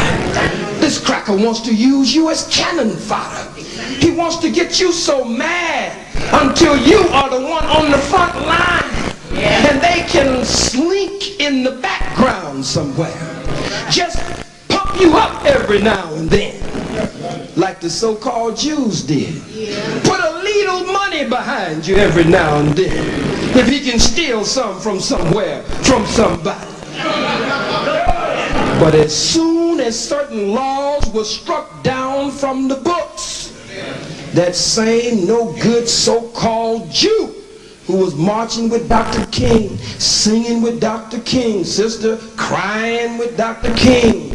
When the Bakke decision came up, they filed friends of the court briefs against us because they didn't need us no longer. We had helped them fight the battle, which was a battle based on an enlightened self-interest for and in their best interest. In New York, when the Ocean Hill-Brownsville case came up, they sided with the other side against us, and case after case, and sign after sign, and time after time, after they had used us for cannon fodder, when the laws were now shifting in their favor, they pushed us to the back and they took the foreground. He's mad at his own people because his own people are outmaneuvering him. He's a dumb devil. He could never compete. He could never really compete with these devils that he was talking about. He couldn't compete with them. He knows he can't compete with them. And being a dumb devil, he would hope that you will fill up places and you'll buy his tapes. Did you know that this cracker says that that Osiris is the devil? I charge you, cracker, when you stand up, answer me. Don't you say in your tapes, which some of us have, that Osiris is the devil and that there's a connection to Osiris and the crackers of the Masonic order. Can you imagine? Cracker wants to take our history from us, take our heritage from us, tell us that Asar, which is the Kemetic name from the Medunekter, the name given by the Greek, by the freak, is Osiris. You gonna tell me that Osiris, Asar, is the devil?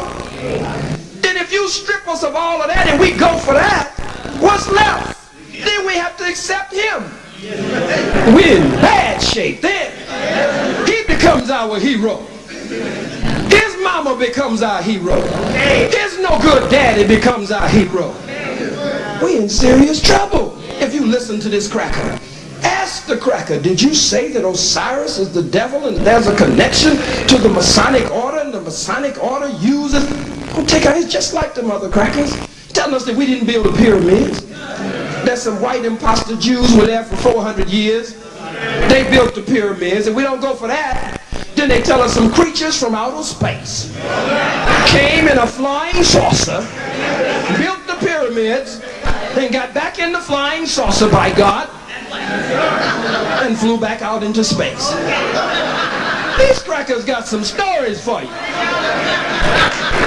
The Bible speaks of 4 great beasts, and it tells you that one of the beasts would be more dreadful than all of the others and would have swallowed up a whole people and would have swept up the stars of heaven with his tail and would not even leave the very elect of God alone.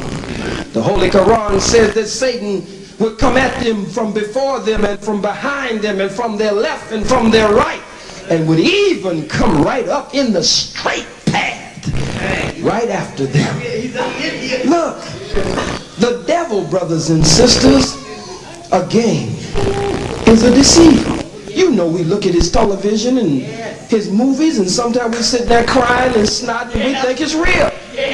Cracker go get his all kind of awards, Oscars and stuff. Some funny, sexless looking statue. Ain't got nothing. And we sit there and cry and snot with the cracker. Cracker's an actor. He got up here and did his little moonshine dance and shorts, and he tried to raise his voice a little bit. Then he tried to make you think that he was really down, you know. He gonna try to drop a little something on us, you know. Use a few little words in the wrong damn place. Your wife didn't teach you right, buddy. She didn't teach you right. Didn't teach you right at all. Let's cover a few more points here on this beast.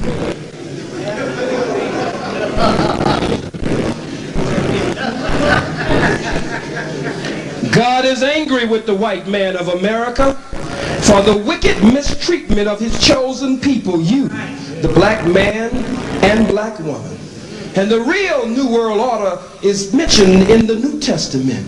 It speaks of a new Jerusalem that would be seen coming down from heaven. Another scripture, God says, behold, I make all things new. Another scripture says there'll be a new heaven and a new earth, and the former things will be passed away. This cracker doesn't want a new world order where we have freedom and independence and a nation of our own. He wants us to exchange one slave master for another slave master. And you can't pull that small time stuff over on us today. Does that mean my time is up? 10 more minutes? That means I have 10 more minutes. There are 10 more minutes in this round. The Bible says, study to show thyself approved unto God, a workman that needeth not be ashamed, rightly dividing the word of truth. Study, among other things, the nature of the beast, the nature of Satan, the nature of the devil, and his coding. Now, he's slick. He's slick, all right. And for him to come with a black woman, that's the ultimate thing. He came with that out front. All right. He thought that would go over real big. One day that'll get you killed, cracker. When this black man really wakes up, you're not going to come in his face and tell him that you're sleeping with his woman.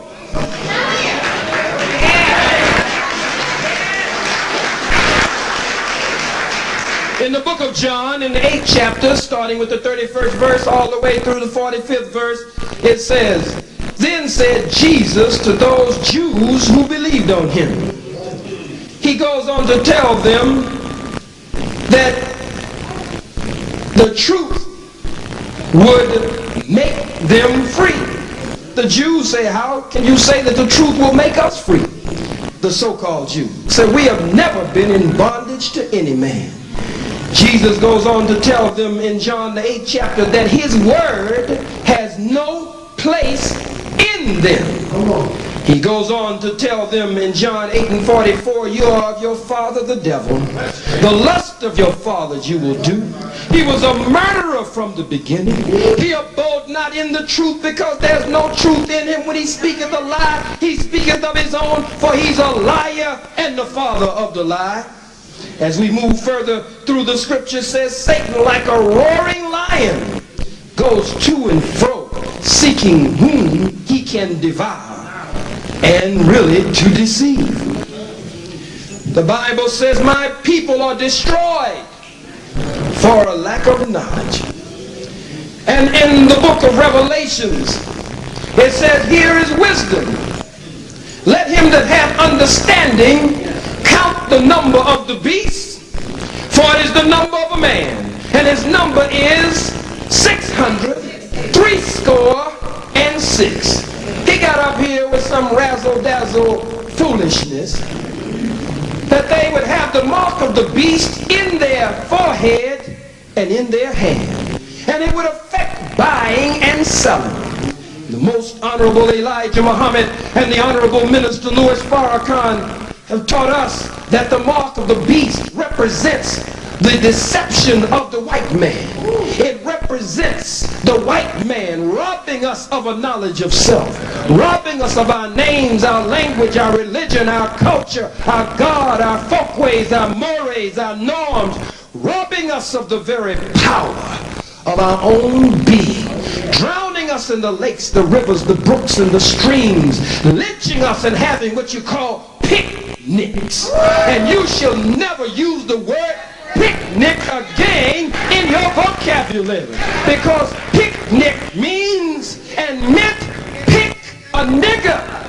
And they would sell tickets and spread the checkered red and white tablecloths out, and they would go in the slave quarters and pick a nigger, the woman, the way he picked our sister and our queen, and take and impregnate her, and then the cracker would stick his own knife in the belly, the pregnant belly of the black woman, and rip her stomach open and reach in with his slimy, dirty AIDS, syphilis, gonorrhea, herpes hand, and snatch the unborn baby from her and throw it to the ground and crush the black baby's head with his boot heel.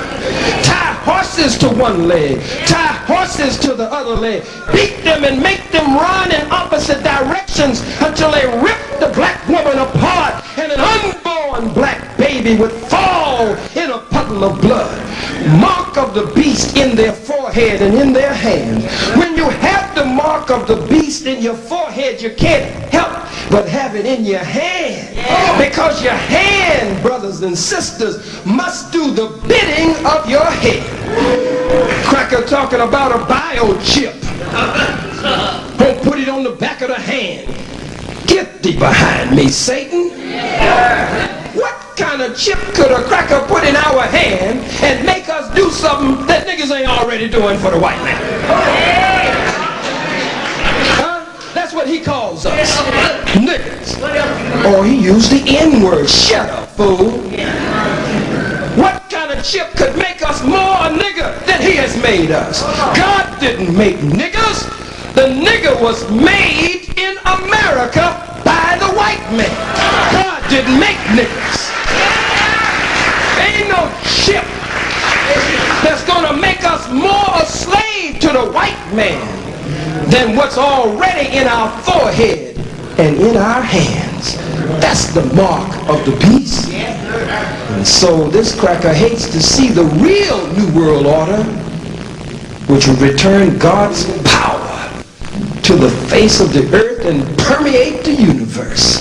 And then you would accept your own and be yourself and you would begin to come up, black man and woman. Don't you believe this cracker wants to see you in power? You really believe him? That he wants everything to be nice? And he's telling you all the time he wants to get America back? You know we are part of a system that's of the people, by the people, and for the people. In 1766, we were considered 3/5 of a human being. In the Constitution. Huh? Have you forgotten? Can a cracker just come among us and put you to sleep? Have you forgotten who this Peckerwood is? Haven't you forgotten that they always trick us? Look what they did to the red man and the red woman. Came in and married their women. Came in, the Indians, as they called them, taught them agriculture, taught them certain family values that they didn't have, a caveman didn't have. Taught them everything. And now the original owner of this nation is selling moccasins and blankets on a reservation. It was integration with the white man by the red man and woman that put them on reservations today. Came to Africa and murdered us wholesale. Yes, sir. Our Holocaust is not just a Holocaust, devil. We've paid a hell of a cost. We've lost over 600 million in the past 6,000 years at the hands of this no-good bastard. And now you gonna start the cycle all over again because some cracker comes in saying, look, I'm really for you. I really want to work with you. If the cracker is serious, be like John Brown, goddammit. If you're serious, go kill some white folks. If you're serious, go take Rockefeller out. If you're serious, go, and that same list you have for the Trilateral Commission and the Central Intelligence Agency, be like John Brown, Peckerwood, go take them out. Then we know that this is a real cracker hit. And we still won't let him come among us. But if you're real, show us that you're real.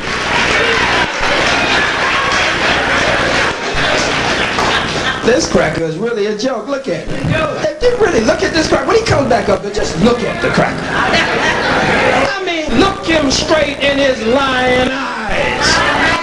Study his lying gestures. The Honorable Elijah Muhammad, the most Honorable Elijah Muhammad. You mean you're going to come here and tell us that the most Honorable Elijah Muhammad has lied to us, that God did not reveal to him your true nature and your true identity as a devil? Then he tries to use my spiritual father against me, since he knows that he suspended me for crushing crackers. For crushing crackers. Well, Minister Farrakhan is all right with me. Minister Farrakhan ain't all right with you, cracker. Well, you know, I could work with Minister Farrakhan. Minister Farrakhan pushes this, and Minister Farrakhan met with so-and-so, and Minister Farrakhan, don't let this devil do you like that. If he's a real devil, and he really has your best interest at heart, give us some John Brown action, you know what I'm saying?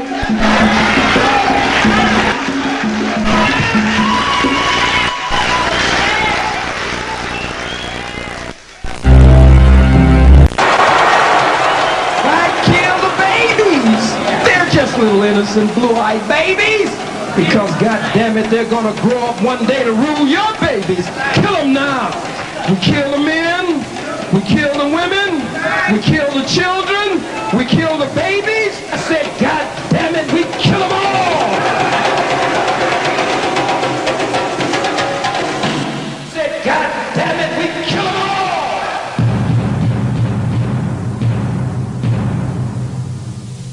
It was the late spring of 1997.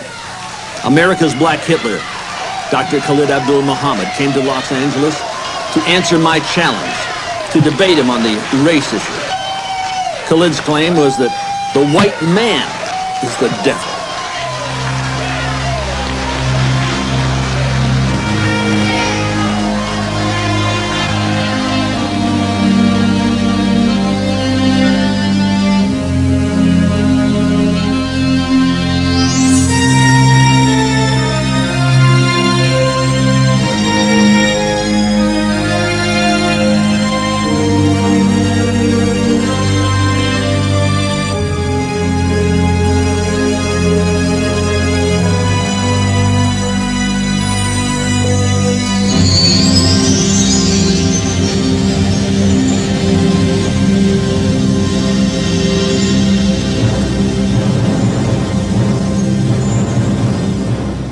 Mr. Anthony Hilder will come with a 20-minute rebuttal. And after both rebuttals, at that time we will allow questions from the audience, because we're here to listen and to rightly divide truth. So whoever's up speaking, somebody wants to hear what each person is saying. So let's listen, and then you can judge for yourself as to what you truly believe. I'm calling for a free world alliance. I want you to have your own nation. I want you to separate. I want the tribal, linguistic, religious, racial, and ethnic nation states to emerge. In Africa, we have colonization and communization. And what I'm asking for is this alliance to bring about the recognition of these tribal, linguistic, and racial nation states. See, I can deal with the Klan. And Ku Klux Khalid is out-kluxing the Klan. And yes, I can deal with racists. I'm debating one tonight. The black bigot, America's Black Hitler.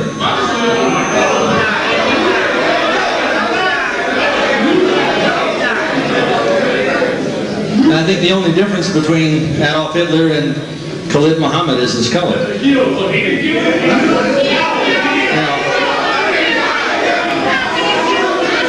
Khalid is the recipient of the Ford Foundation Fellowship. I want to tell you a little bit about the Ford Foundation. They were putting up about $300 million a year to finance revolutionaries. People who would incite riots. People who would alter the course of America. And I'm interested in this particular foundation because the Ford Foundation is the Illuminati funding foundation. They fund it. And I'm talking about this Illuminist group of white men funded Khalid Muhammad. Where's my proof? Here, I'll show you the proof. You asked for it, and I just happen to have his sheet. Don't get nervous. Okay. How'd you get it? Well, this is from, this here is from Dr. Khalid Muhammad. And I'm going to read this here. He was a recipient of the Ford Foundation Fellowship to do intensive studies at Harvard and Yale. At Yale University, we have the Skull and Bones. That's the Brotherhood of Death. That's where they lay nude in a coffin and they're born again into a satanic order. That's right. George Bush laid nude in a coffin and was born again into a satanic order. And do I think these guys are the devils? Yes. I think they have a satanic system. And what I'm saying is that this Ford Foundation financed this man right here. No, he'll tell you himself. The Ford Foundation Fellowship financed Khalid Muhammad. He also states that he was the director of the Urban Crisis Center, the UCC, as a Human Relations Institute in Atlanta. Acclaimed by clients such as U.S. Steel, Inland Steel, and the Federal Express. The Federal Express was founded by a member of the Skull and Bones, who laid nude in a coffin and was born again into a satanic order. Yeah, he's a white guy. And then he talks about involving himself with federal government agencies. Now, if Khalid Muhammad is not picking up his check from the CIA, he's missing the payday. Because he's doing the job. And he talks about this Urban Crisis Center being involved with IBM, Xerox, and AT&T. This is the big three of the American Illuminati. And what do they want to do? They want to bring about and insurrection in this country. Not to benefit you, not to free you, but to enslave you. And I take a look at this. The black man, it says the white man's worst nightmare. I think Khalid Muhammad is the black man's worst nightmare.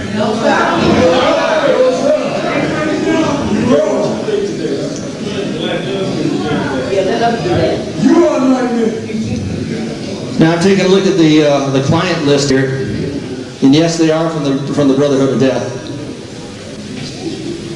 And I would hope that his relationship with them is by ignorance rather than deliberate intent. The UCC, as Khalid's bio reflects, is in bed with the Illuminati Fortune 500. And if you don't think it's true, ask him. He'll tell you. Can we get a response now? I'll give you a response. His time will come up here in just a moment, Jerry. We do want to know about Osiris. See, they would like to control you. They would like to kill you. They would like to incarcerate you. And I'm taking a look at this convention. And yeah, the convention was put together, to say it's women's rights. The week's global conference is officially about population. They want to reduce your population. They want to reduce the population of the planet by 1,250,000,000 people. And he has been a supporter of Mandela. You think that Mandela really represents all of the people of South Africa? Now here he is with the African National Congress. He's a white guy supporting the Southern African Communist Party. And he supports Winnie Mandela. Now Winnie Mandela, and I can show you some films, said we shall free South Africa with our necklacing. That's right. That's right. And they would take tires and they would put them around young human beings. I saw one 17-year-old girl, black girl, lit on fire alive. And he says, that's right. Okay, he says, that's right. He thinks that's a good idea. I don't think that it's right to take a young black woman, douse her with gasoline and light her on fire alive. He says, who cares what I think?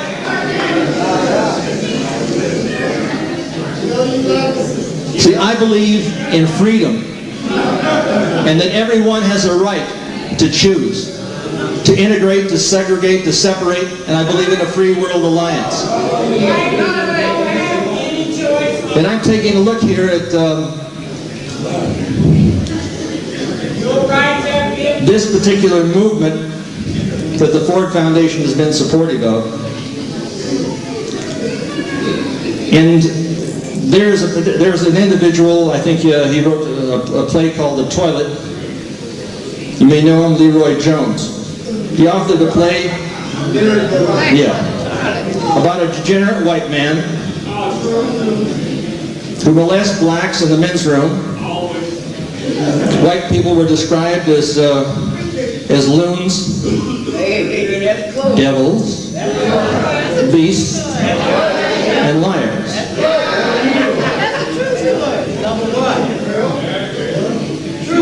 Now the people who funded Leroy Jones were from the Ford Foundation.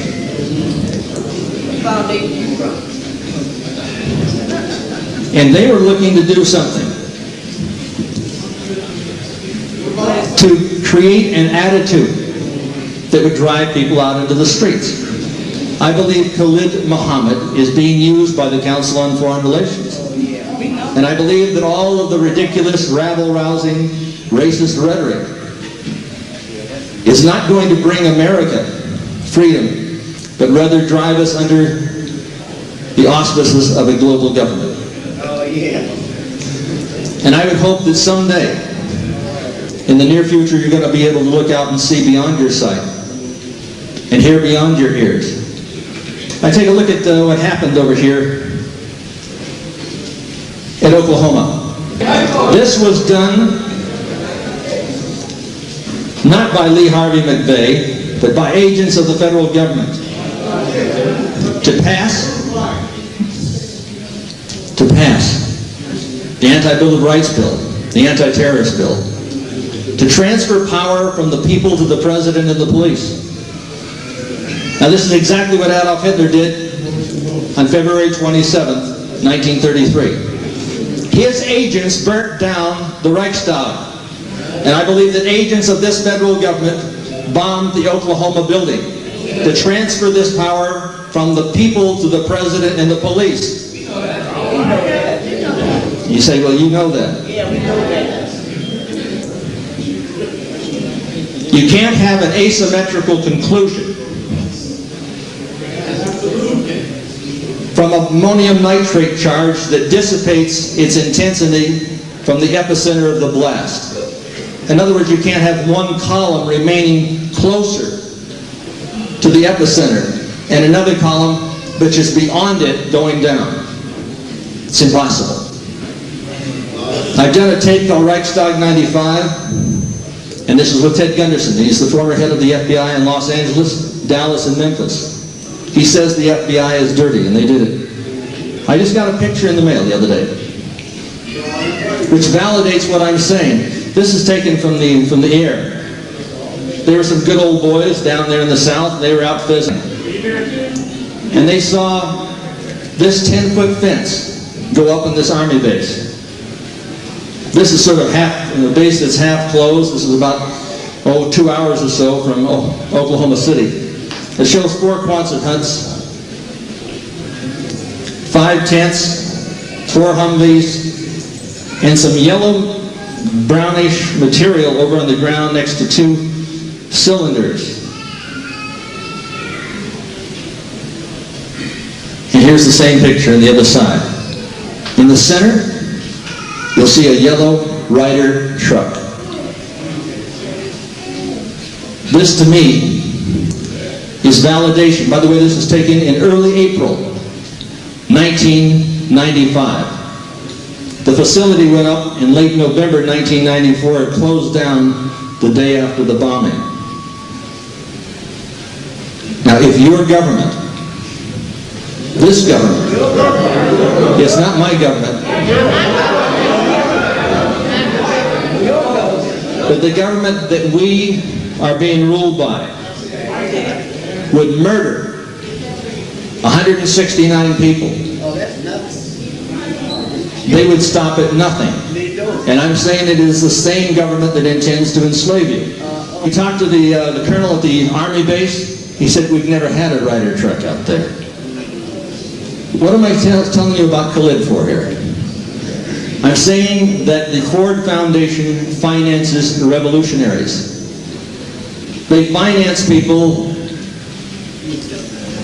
that would seemingly oppose everything that they stand for. They have financed Khalid. And there is a reason. Do you have proof? Yeah, I've got proof.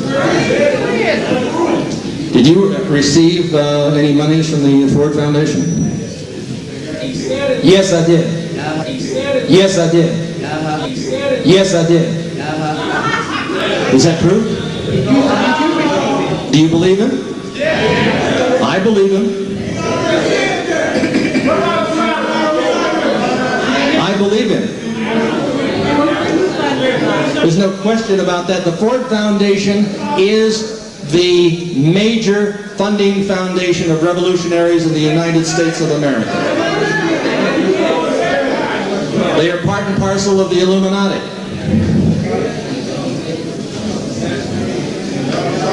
How much did you get? What about Osiris? Oh, insofar as Osiris is concerned, I think Khalid is making a reference to the statement of the eye on the back of the dollar bill. The Catholic Church for years called it the eye of Lucifer. If you take a look at the pyramid, you'll see this. On the back of the dollar bill it says Annuit Coeptus Novus Ordo Seclorum, the new world order. I say odor. because if you cannot see it, if you cannot hear it, you can certainly smell it. It has the stench of death and betrayal. At the bottom it says 1776. This is the creation of the order and sect of the Illuminati. It's not black men in control of this country, it's white men. Evil white men. But that does not make all white men evil. There is a small group of these people controlling our currency, our commerce, our health. They don't want you healthy, they want you sick. They don't want you alive, they want you dead. They don't want you free, they want you enslaved.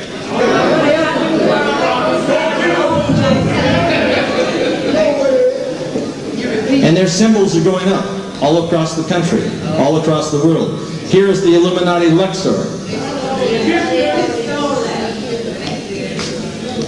The Catholic Church called the eye of Horus, the Illuminati eye.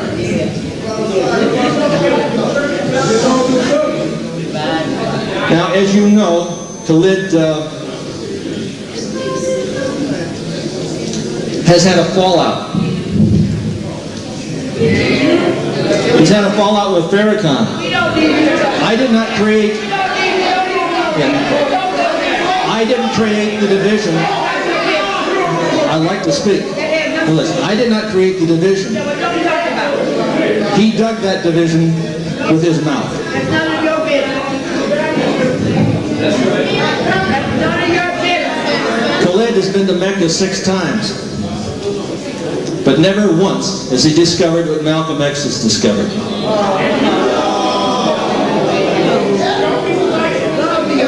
And that is that people of various races can belong to one religion. And this isn't a matter of religion with him, it's a matter of race. And not in saying that all white men are the devils or all white men are the enemy is not only absurd, it's insane. This man should be on the Jerry Springer show where he belongs.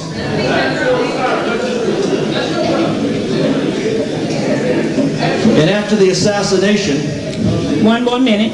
Yes, one more. Right, after the assassination of Bobby Kennedy and Martin Luther King, this government passed a bill calling for the disarmament of America. It is identical in nature, almost word for word, with the legislation, the legislation passed by Adolf Hitler. So that was in 1968. Ronald Reagan was not president of the United States then. So I'm asking for that revelation, and I'm asking that you discover what this man is, because I believe he is an embarrassment to the nation of Islam. And I'm going to turn this over to Khalid. Welcome back to the podium, Khalid.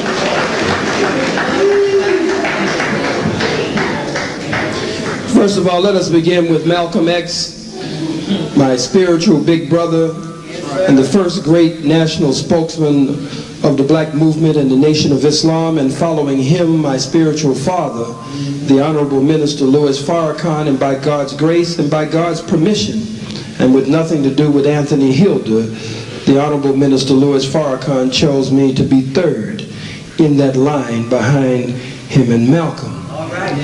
Yes, it is true. I have been to Mecca all of those times, and it is also true.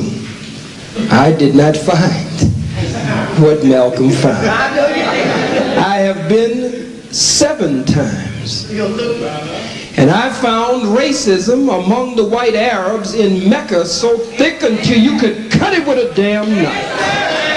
I found ghettos in Mecca. I found that no matter where I went in the world, I found that no matter what the social, political, religious, economic, academic system was, whites. It made no difference. Wherever the black-white dynamic existed, you'll find the white on top, the black on the bottom.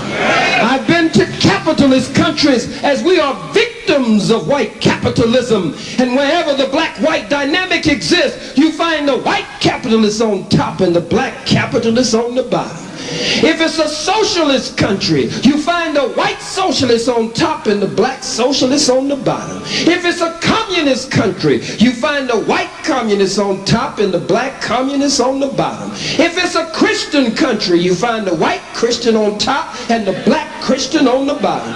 If it's a so-called Jew country, you find the white Jew on top and the black Jew on the bottom. Yes, I've been to Mecca, and where the black-white dynamic exists, you find the white Muslim on top, and God damn it, you find the black Muslim on the bottom. It makes no difference what the system is. Wherever the black-white dynamic exists, you find the black on the bottom and the white on top. Some of you say it's a class system. If it's a class system, then you'll find the white man as the upper class, and you'll find the black man and woman as the lower class. No, I didn't find what my spiritual big brother Malcolm found in Mecca. I found racism in Mecca. And I've found it everywhere I've gone throughout the face of the planet Earth, 196,940,000 square miles. I found it everywhere I went. Now, listen to this damn fool. Talk about the Ford Foundation. You read yourself, cracker. I was going to school, a young boy, considered what was called an advanced or an accelerated student, a gifted student, from preschool all the way up through elementary. They clocked us, pulled us together, about 29 of us, kept us together. We keep up with each other to this very day, and none of them are on the payroll of the crackers of the New World Order or the Trilateral Commission. None of them are on the payroll of the Rockefeller Foundation. None of them are on the payroll of the Ford Foundation. We all keep up with each other today. They didn't mix anybody with us. These were black elders over us. We were their pride and joy. And so based on our test scores and based on our performance, Harvard, Yale, and Columbia. I ain't had nothing to do with no skull and crossbone fool. That's your thing, getting naked and laying down in caskets and stuff. That ain't my thing. Been in no damn casket, naked. The hell I look like in a casket naked? Get out of your damn mind. This cracker should be on Comic View with Miss Hilder or somebody. In a casket naked.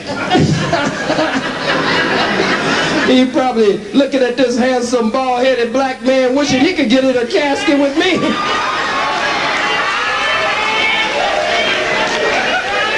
No, cracker. He says I support Mandela. That lets you know how dumb the cracker is. November 29th, 1993, King College. That's one of the main things that rocked and shook the foundation of the world.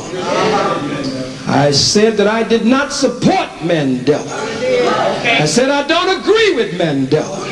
I said I believe that Mandela is one of the weakest ever to be in any leadership position over black people. But the cracker's a dumb cracker. A dumb devil. Knows no better. I said that day that if we were going to give white folks, after they have murdered our black men, women, children, and babies, and the Oppenheimers and the De Beers and others have robbed our diamond mines. We can't even wear a watch or a ring or sisters a necklace or a bracelet. We call it jewelry, but it's really jewelry. Jewelry. As they steal all over. That's why they call Rubenstein and Goldstein and Silverstein, because they steal in gold and silver and rubies all over the earth. For Mandela to have a truth commission and give them executive clemency and pardon before they even go to court. He could forgive F.W. de Klerk. He could forgive John Vorster. He could forgive the no good, dirty bastards of South Africa, but he couldn't forgive Winnie Mandela, who stayed with him for 27 long years. What more does a black woman have to do? What more does a black woman have to do?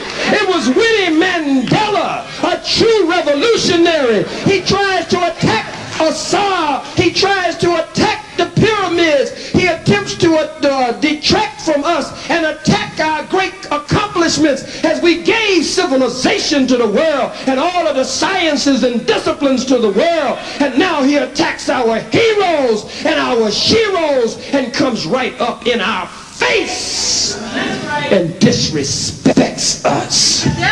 I said, if we're going to be merciful, we give them 24 hours in South Africa to get out of town by sundown. I say, if they don't get out of town, we kill the men, we kill the women, we kill the children, we kill the babies, we kill the blind, we kill the cripple, we kill the crazy, we kill the faggots, we kill the lesbians. I said, God damn it, we kill them all. You say, well, why kill them all? Why kill the women? First, why kill the babies? They're just little innocent blue-eyed babies. Because, God damn it, they're going to grow up one day to rule your babies. Kill them now.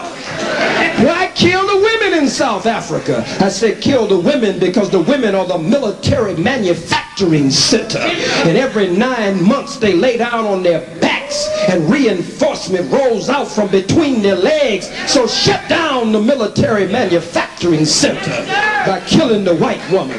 Why kill the elder crackers? The old crepit crackers in South Africa. How in the hell you think they got old? They got old oppressing and killing black people. Yes, sir. I said, kill the cripple, kill the hellfire, kill all, God, kill them all. Kill the faggot, kill the lesbian. And after you kill them all, I said that day about Mandela to let you know what he really knows about me, don't know a damn thing. I said, then you go to the goddamn grave and dig them up and kill them a goddamn again because they didn't die hard enough.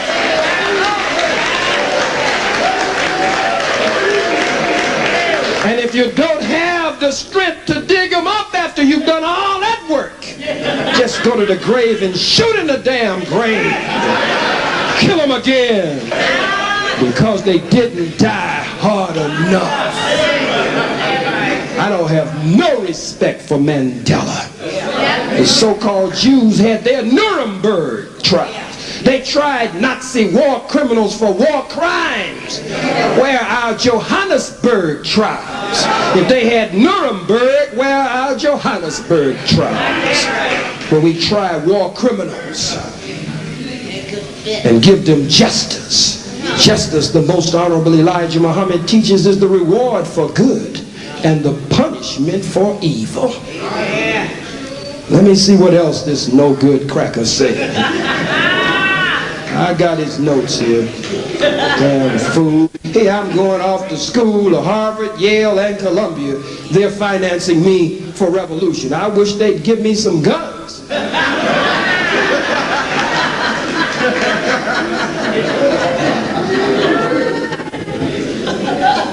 Brothers and sisters, I have proven to you beyond any reasonable shadow of doubt. The evidence has shown, and let the evidence speak for itself, that Anthony Hilder is indeed not a devil, but the devil. The white man is not a devil, but the devil, and his history is written in blood. It's a grafted devil, skunk of the planet Earth. I love Winnie Mandela for putting rubber tires with gasoline and setting them on fire around the necks of snitches, stool pigeons, agents, rats, and provocateurs. And I say to the wife of Anthony Hilder, girl, you better get you a necklace. Girl, you better get you a tire. Girl, you better get you some gasoline and catch this cracker sleep and put it around his neck and set him on fire.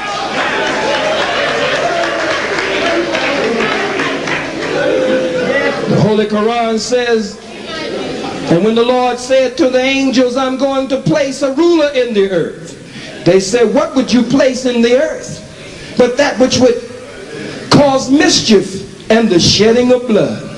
Another scripture, the Holy Quran, in Holy Quran 20 and 102 says, on the day when the trumpet is blown, we will gather the guilty blue-eyed together. And the Holy Quran says, on the day when the matter is decided, Satan will say, I had no authority over you. I just called you and you came. So blame me not, but blame yourself. And so now the devil comes to you and calls you. You mean you gonna go? And then the devil will wash his hand when the wrath of God comes down. And he will say, as the Holy Quran says, I had no authority over you. I just called and you came. So blame me not, but blame yourself. The Bible, in laying it all out for us, tells us that the beast would have eyes before and behind. He'd have a grasp of history and would be able to look down the wheel of time. Ephesians says that we work against principalities, against powers, against the rulers of the darkness of this world, against spiritual wickedness in high places. He already told you the crackers are in high places. They are the rulers of the darkness of this world. Now let me read a little bit for you from the book of Revelations. I've got to cover these things. In the 17th chapter of the book of Revelations, it says, and there came one of the seven angels which had the seven vials, and talked with me, saying unto me, come hither, and I will show unto thee the judgment of the great whore that sitteth upon many waters, with whom the kings of the earth have committed fornication, and the inhabitants of the earth have been made drunk with the wine of her fornication. And so he carried me away in the midst, in the spirit, in the darkness, and out into the wilderness, it really says. And I saw a woman sit upon a scarlet-colored beast, full of the names of blasphemy, having 7 heads and 10 horns. And the woman was arrayed in purple and scarlet color, and decked with gold and precious stones and pearls, having a golden cup in her hand, full of the abominations and filthiness of her fornication. And upon her head was the name written, Mystery Babylon, the mother of harlots and the abominations of the earth. 17th chapter of Revelation, 18th chapter. And after these things I saw another angel come down from heaven, having great power, and the earth was lightened with his glory. And he cried mightily with a strong voice, saying, Babylon the great is fallen, is fallen. She has become the habitation of devils, the hole of every foul spirit, and the cage of every unclean and hateful bird. Another scripture says, come out of her, my people. Come out of her. For her sins have reached unto heaven. He says, come out of her. God is talking to his people. He says, my people. And my is the divine possessive pronoun in this case. Come out of her, my people, that ye be not receivers in her plagues, and that you be not partakers in her sins. And it tells you how these cities of this mystery Babylon, which is America herself, would be burned, absolutely and utterly burned. You can't save it, Anthony. The hand of God, the judgment of God has entered into the gates of America already. The death angels have entered in already, and they didn't get no grant from a Ford Foundation. They came straight from God himself. There is no way to save America. He keeps appealing to you as though you are an American, trying to trick you. And if you go for that, I tell you the way Malcolm told you, you've been hoodwinked, you've been had, you've been took, you've been bamboozled. If you let this cracker tell you that you are an American and that you should join with him to save America, I live according to the title of that great and illuminating book of the most honorable Elijah Muhammad called The Fall of America. I want to see America fall. The most honorable Elijah Muhammad, for the wickedness and the evil of the white man, the devil himself, he says America would burn for 310 years and take 690 to cool off. He said a handful of devils would make it out of the first judgment, a remnant of them, and would make it into Europe. If you do right, Anthony, maybe you can make it out of the first judgment and escape into Europe as the God's judgment will strike America first. Maybe if you stop lying, you could get an extension of time, but ultimately God's wrath and judgment would reach Europe also. And you would be destroyed in Europe after a period of time. But at least you could get a stay of God's judgment at an extension of time if your nature will allow you to straighten up and stop lying so much. But a devil must lie. That's the end of the 20 minutes? Wow, they came fast. But we got 15 more. I got 15 more minutes on you, cracker.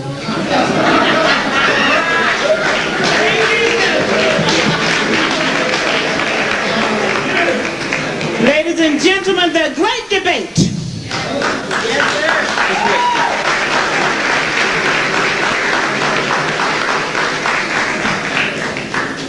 Closing remarks. Hold your questions from the debaters, beginning with Anthony Hilder. Dr. Henry Kissinger said in Evan-Las Bonds, France, 1991, he said, "Today America would be outraged if UN troops entered Los Angeles to restore order." He went on to say that tomorrow they will be grateful, and this is especially true if they were told that there were a threat from beyond, whether real or promulgated. And he was talking about a threat from beyond, from outer space, whether real or promulgated. And July 5th of last year, they released July 4th, Independence Day. They're not talking about independence, but interdependence. And he went on to say, "It is then that all peoples of the world will plead to deliver them from this evil. The one thing every man fears is the unknown. When presented with a scenario, individual rights will be willingly relinquished for their guarantee of well-being granted them by the world government." This is what the battle is all about. The battle should not be between black and white, but between right and wrong. And I believe that reasonable, rational minds should work this out. We have a common enemy. Yeah, and my enemy happens to be white. Unbelievable? Yeah. No, I'm not an enemy to myself, Khalid. George Orwell said, "Political language is designed to make lies sound truthful and murder respectable, and to give an appearance of solidarity to pure wind." And you, Khalid, are talking to the wind. Having a belief in God has nothing to do with race. Believing in God and following in the footsteps of the faith has nothing to do with race or color.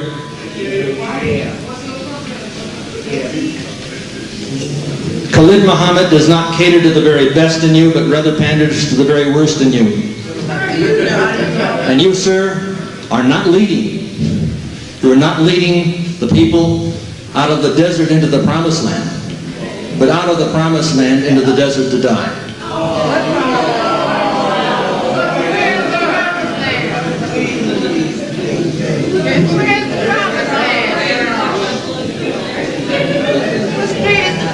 I think Khalid deserves a front row seat in the Jerry Springer show. You're exploiting and not benefiting your people. And I think he's become an embarrassment to the Nation of Islam, and I think that's why Minister Farrakhan has made that separation.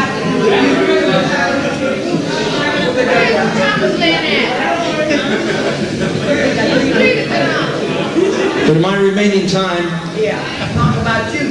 I want to reiterate what is happening in America. We have the Republican Party and the Democratic Party, both controlled by members of the Council on Foreign Relations. In 1980, we had an election. George Bush, from the Trilateral Commission, was running for president. John Anderson, from the Trilateral Commission, was running for president. Jimmy Carter, from the Trilateral Commission, was running for president. In 1980, it was a heads they win, tails we lose. Even if the coin landed on its side, we would lose. Until we incite a revelation, until we have money in this country that is not controlled by these international banksters and government gangsters, we are going to be forever enslaved to this institution, this evilarchy that I talk about. I did not go to Yale. I was not financed to go to Harvard. And I have no allegiance with him. But I know that individuals in the Ford Foundation are interested in reducing the population of the planet. This is not a question, it's a reality. And when we take a look at the New World Order emerging, and we take a look at how they work over the races, like what color is black. My children are half white, they're half black. Are they then half devils? Yeah. Oh, they're half devils because they're mixed?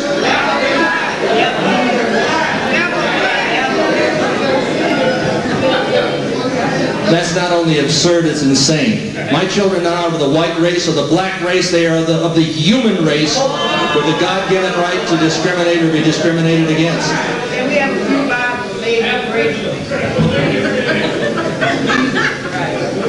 And some of you here are part white. Are you part devil? I'm asking a question. Are you part devil? Yes, you're part devil. Oh, I see. If we bought into this ridiculous, racist, rabble-rousing rhetoric. No, I think it's insane. And insofar as the ID is planned, insofar as all of the identification programs are planned, this isn't a figment of my imagination, it is a reality. And you will see the collapse of the stock market, and you will be seeing people in the streets hunting for a meal, something to eat. And what I'm suggesting that you do, insofar as this is concerned, this problem, I offer solutions. Khalid offers rhetoric. What I am suggesting is that each and every one of you take as much of your money as you can and get gold and silver coin. I'm suggesting that you have survival equipment. I'm suggesting that you buy gold and silver and lead. I'm suggesting that you buy food and that you are prepared for the worst, because the worst is yet to come. Now, if you have done any study at all, you'll understand that what I am saying is true. Here's one of my tapes here with Jordan Maxwell. It's called Lucifer 2000. He said yes, and he's talking about a fellow who... We're talking about a fellow named General Albert Pike, 33rd degree Mason, sovereign grand commander of the ancient and accepted Scottish rite of the Freemasonry in the United States of America. He said, yes, Lucifer is God. And he went on to say the Masonic religion should be by all of us initiates of the high degrees, maintained in the purity of the Luciferian doctrine. If you go over here to Wilshire Boulevard in Plymouth and look up, you're going to see a statue about as tall as this building of General Albert Pike, co-founder of the Ku Klux Klan. The Masonic religion is demonic. And I believe if there's going to be a separation of church and state, there has to be a separation between the Masonic religion and the government of the United States of America. Are they white? Well, some of them happen to be black in the Prince Hall lodges. And I think it's crazy for a black man to be in the Prince Hall lodges. One fellow watched our Millennium tape, and he watched it over and over and over. And he came, this is a black guy. And when he watched that tape, for about the 4th time, he gave me a call. He says, listen, I'm going to send in my resignation. I've got to go out in front of these fellows and say, I am no longer part and parcel of the Prince Hall Lodges of the Masonic Order. And if you take a look at the lawyers and liars in this government, you'll find out that most of them are in the Masonic Order. And in some way connected. And yes, there is a satanic order above the bankster. And yes, they do lie nude in a coffin. And they are born again into a satanic order at the Skull and Bones, the Brotherhood of Death at Yale. And what I'm saying about Khalid is that he is being used by the Council on Foreign Relations to bring about a revolution rather than a revelation. And I would like to see, and I would support, a separatist movement. If the Nation of Islam would like to have its own nation, I would honor it. I would support it. And when he says, no, I would not, he'd better think again.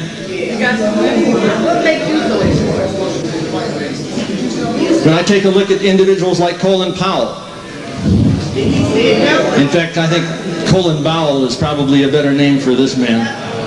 He is working hand in hand with the Illuminists, with the Henry Kissingers, with the members of the Council on Foreign Relations and the CIA. And this voluntarism, I say, ask not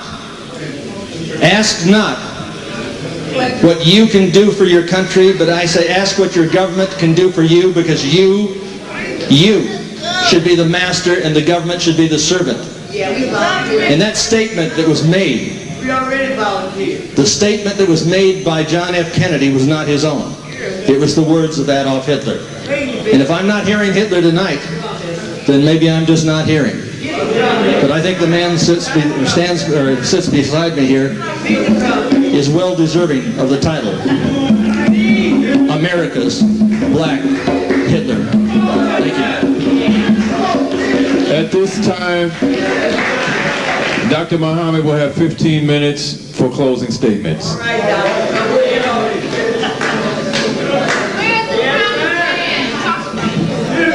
I want to first of all point out that in a study in the Journal of Black Psychology dealing with religiousness, race, and psychological well-being, exploring social psychological mediators, that they have determined that black people are more connected to God and more spiritual and more religious, as the psychologists and psychiatrists have studied, and white people have a natural leaning or inclination, I might add, toward that which is Luciferian, devil, and satanic.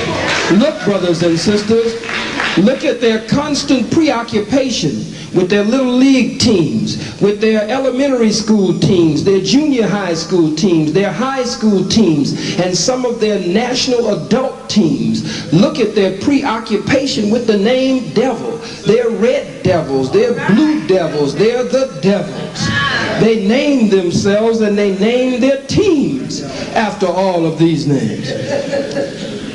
He says, we will see the collapse of the stock market. What in the hell do I care? We want to see the stock market crash. The only way we can realize our rise is to witness their demise.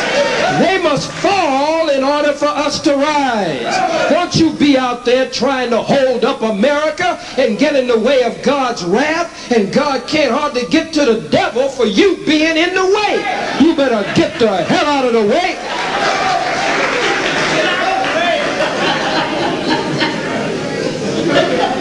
He says that we must buy gold, we must buy silver, we must store medical supplies, we must store water, we must do this. The most honorable Elijah Muhammad told us all of these things a long time ago in teaching us about the fall of America, and there are many of us still doing it all over the hells of North America to this day. But the cracker believes he has to come and tell us what we need to do. No good wig-wearing bastard.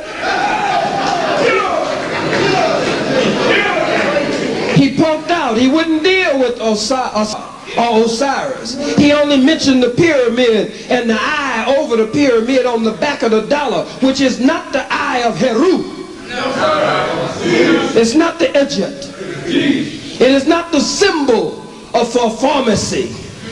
It is not the symbol that comes up out of our ancient forefathers and foremothers when you study our history and our history. This is a cracker's eye on the back of the dollar over the pyramid, dealing with exactly what we're talking about, turning our supreme wisdom directly from God upside down and turning it around and turning it against us. Brothers and sisters, I repeat, I have proven to you from the teachings of the most honorable Elijah Muhammad. He keeps mentioning my spiritual father, the Honorable Minister Louis Farrakhan. He was the one that told me that you were the devil. He was the one that taught me who the devil was. He was the one that I learned to say so eloquently and loquaciously and dynamically and articulately. Cracker from. I learned it from him. I'm a product of Louis Farrakhan. I'm the son of Farrakhan.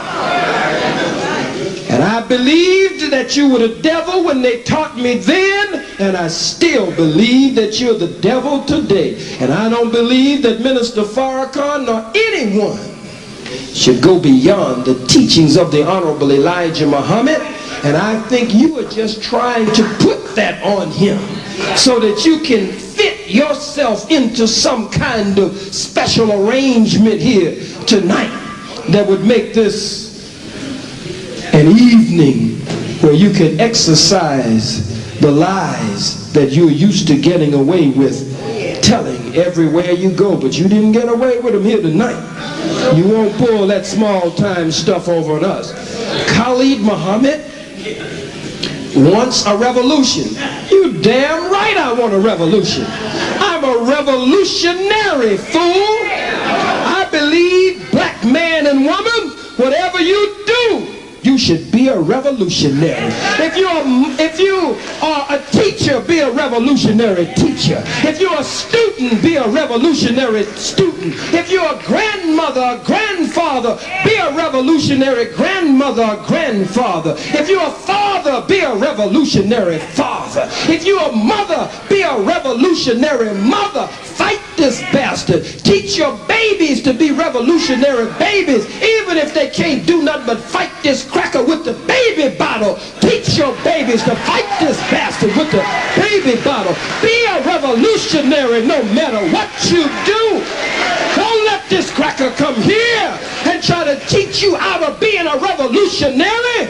Revolution means complete constructive change. This cracker don't want no complete constructive change.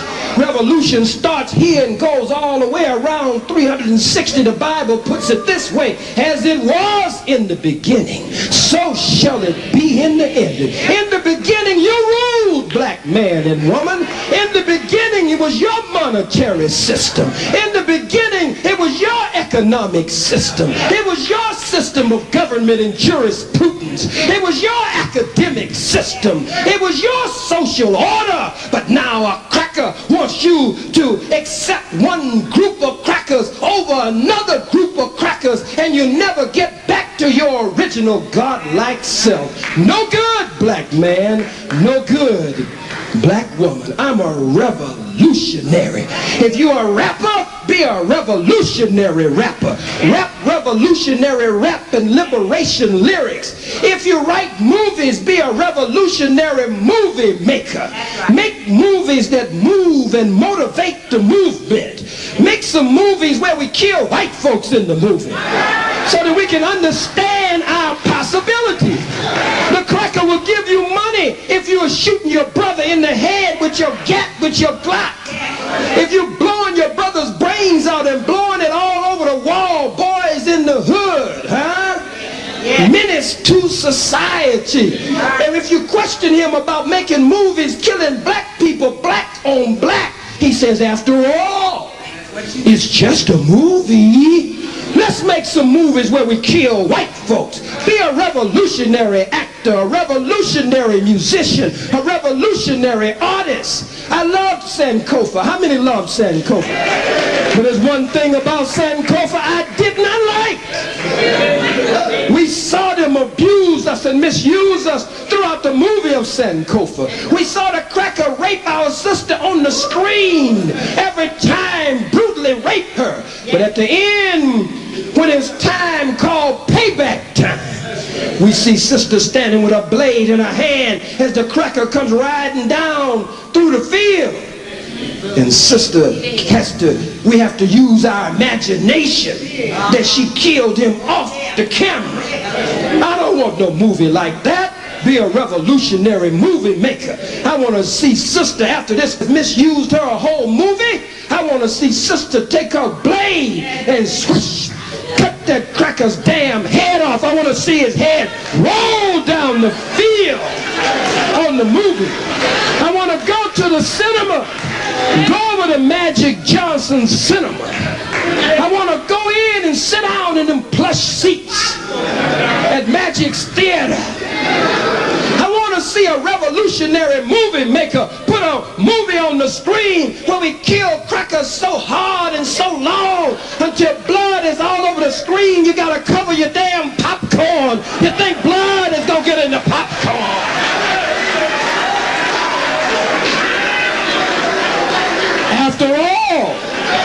After all, it's just a movie. It's just a movie. The most honorable Elijah Muhammad not only taught us of revolution, meaning complete constructive change, or he used the term resurrection, but he also, Anthony, taught us of revelation. He says that God revealed to him, in the person, that God revealed to him that the time for the rule of the white man is up. That he was given 6 days or 6,000 years, as it is in the Bible. 6 days shall thy rule, O man, and do all thy work. But on the 7th day you will be put to rest. 2 Peter 3:8 says, dearly beloved, be not ignorant of this one thing. 1 day with the Lord equals 1,000 years, and 1,000 years equals 1 day. So 6,000 years the cracker was given to rule. The most honorable Elijah Muhammad said God in revelation revealed to him, that God in the person revealed to him that separation was the best and only solution, that we have to get away from this death, that we would be all right, Anthony, if we could just get the hell away from you, we would be all right. The only reason we let you in here tonight is to show your skinny ironing board backside straight up, straight down, 6 o'clock, flat behind, up. That's the only reason we let you in here tonight. That's the only reason. Says I'm a discredit. How many of you believe I'm a discredit to the Nation of Islam? How many believe I'm a credit to the Nation of Islam and the black nation? Let me see your hand. How many of you don't know what the hell you believe? That's all right. Brothers and sisters, it's freedom time.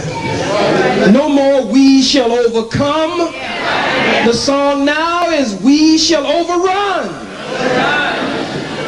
We should support whatever the enemy opposes and oppose whatever the enemy supports. Support whatever the enemy opposes and oppose oppose whatever the enemy supports. But when you get a cracker like this, they playing both sides. Oh, yeah. Cracker's quick to do that on you now. Cracker over here be on that side, then you have another cracker on this side. He said, if you miss him over there, Charlie, I'll get him over here, buddy. If you can't get him to follow you over there, girl, I'll get him to follow me over here. And I'll tell them all the good things. The cracker said some truth. The devil can do good, but that doesn't make the devil good. The real enemy is the white man. Let us unite. Yes, let us make an alliance. Yes, let us build an African united front and a black united front. Yes, let us store our water and our medical supplies and our food. Let us begin to train and teach each other. Each one teach one. Yes, let us get our gold and our silver, which is what this system used to be based on. Now they just hanging paper. Ain't backed by nothing from Fort Knox or nowhere else. And the Federal Reserve is owned privately by these cold-blooded crackers. But a cracker is a cracker is a cracker is a cracker. You can never trust a cracker. You can never trust a peckerwood. You can never trust the devil. No way on earth you can trust this devil sitting right here. If he comes with good information, take the devil's good information and bid the devil, get thee behind me, Satan, and send him on his way. Lift every voice and sing till earth and heaven ring. Lift every voice and sing, but at the same time you better lift every fist and swing too. Thank you for listening. Assalamu alaikum. Brothers and sisters, we need you to take your seats. Brothers and sisters, we need you to take your seats. The program is not over. We are now going to allow you to come to the microphone. Brother Emania, stand. This is one of the great artists in the black community from the old tradition of our ancestors, imbued by the spirit of our ancestors. Here's our pastor who has come up, Pastor Gaither. But come right on up. You and the brother for... Come right on up, brother. My son, where is he? My son, Farrakhan. Give him a strong black hand. Many of you have watched him grow up right before your eyes. Very strong young man, very brilliant young man, very conscious and committed, and I just love him, love him, love him.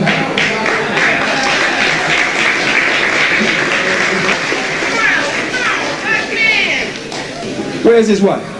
That's his queen. Look how beautiful this queen is. Give her a strong black hand, brothers and sisters. This is a beautiful queen.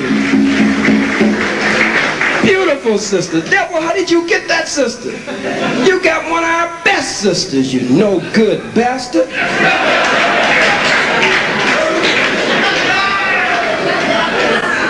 What'd you say, sister? Yes, ma'am. Definitely. This is a special presentation that he hasn't seen of Brother Muhammad, but he made some statements, and I want to let you know his son, to me, is a warrior, and it makes I want my son to be like him. He stood the whole time at attention and listened and absorbed everything his father was saying. If we have children that has been reared up like this son, with the information, like if I was a kid with this information growing up like him, we wouldn't have no problems today. There is no end to it. As liveth Osiris, and as liveth my soul, so liveth my son, the light of my world. For the youth shall lead the way. As it was in the beginning, so shall it be in these last days. The youth needs to be programmed properly. Yes, sir.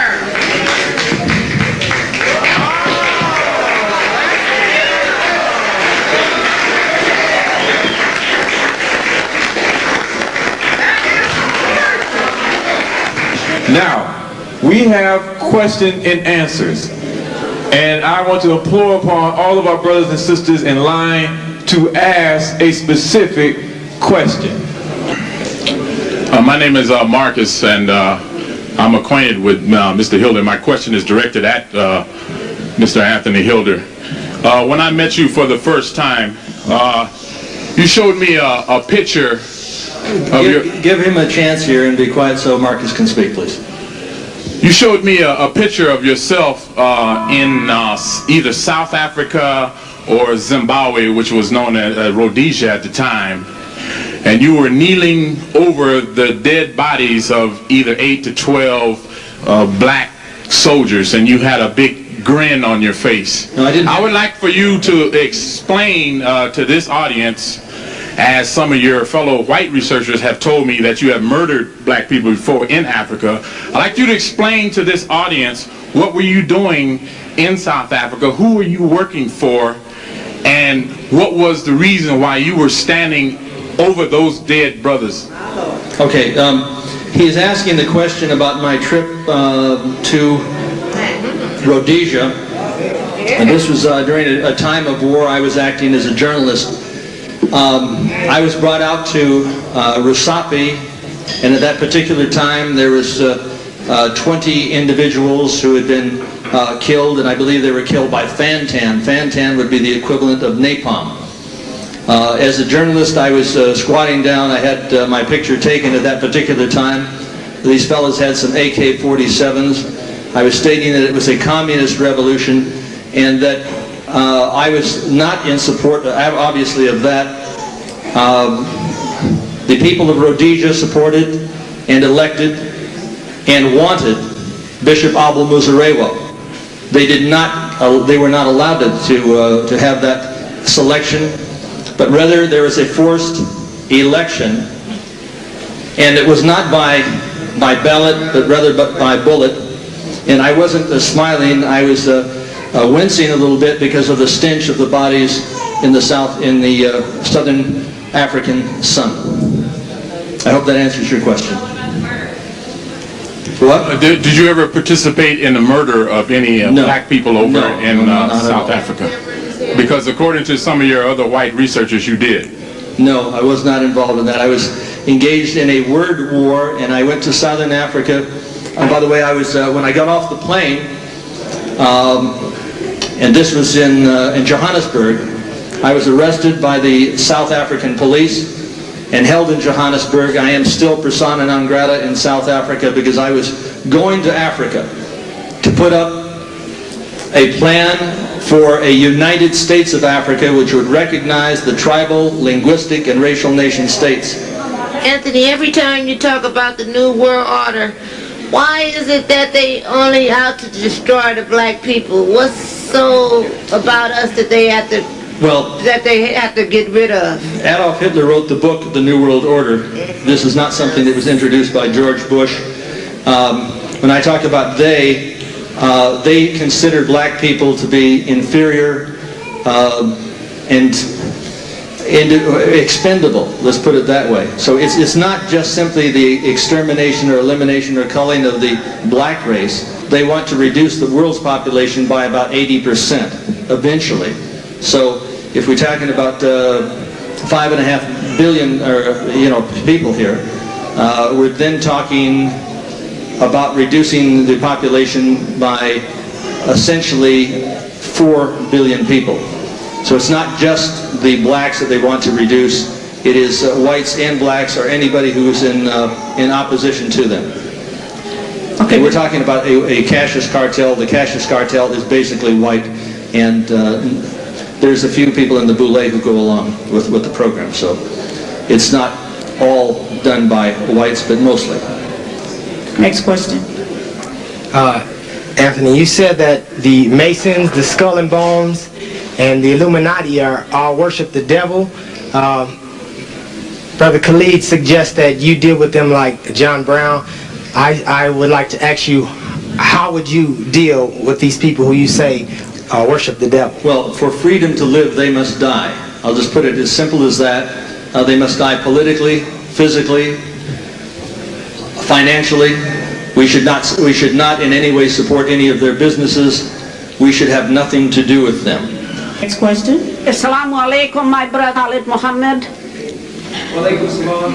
Yes, could you please comment on Geronimo Pratt the longest held political prisoner in the man's prison system in this country, 28 He's asking that yes, ma'am, I will, asking that I comment on Brother Geronimo Pratt. It is our sincere, not only desire, but our revolutionary intent that Brother Geronimo G. Jaga Pratt be released from the clutches of the enemy, as he has now held him for almost 3 decades. We want Brother Mumia Abu Jamal removed from death row. We want him free. Our stand is with all black political prisoners and prisoners of war, Brother Sundiata Okoli, Brother Sekou Odinga, Brother Matula Shakur, and of course Sister Asada Shakur, who is in exile in Cuba, Brother Frankie Zulu Moore, Brother Malik Muhammad, who was my captain here in this city, and other political prisoners who are being held, members of the Africa family or the MOVE movement. And it was this month, May the 2nd, this month, I believe 1973. Let me make sure. No, it was May 2nd, 1973, that Sister Asada Shakur, Brother Zaid Shakur, and Brother Sekou Odinga, Brother Sundiata Okoli, in the shootout on the New Jersey Turnpike, with the state troopers there, where Brother Zaid was killed, Sister Asada was wounded, and then later locked up. But it was in November of 1979 that the Black Liberation Army freed Sister Asada Shakur. So we know that after the Black Liberation Army in 79 freed Sister Asada Shakur, we know that Ruchell McGee, we know that other political prisoners, Brother Geronimo and others, if we cannot get them out, and in truth and reality, we will not be able to get all of them out through the court system. We have to become strong enough that we go and liberate our political prisoners. That is the only way that they're going to really get out, most of them. I have one question for Khalid.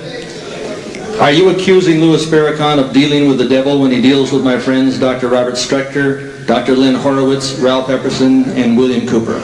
Now that's the kind of question that only a devil would ask. You see, we see the devil coming before the devil even gets here.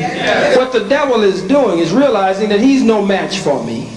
So he wants to put me in a situation where I would be openly at odds with my spiritual father. Are you accusing Minister Farrakhan? No.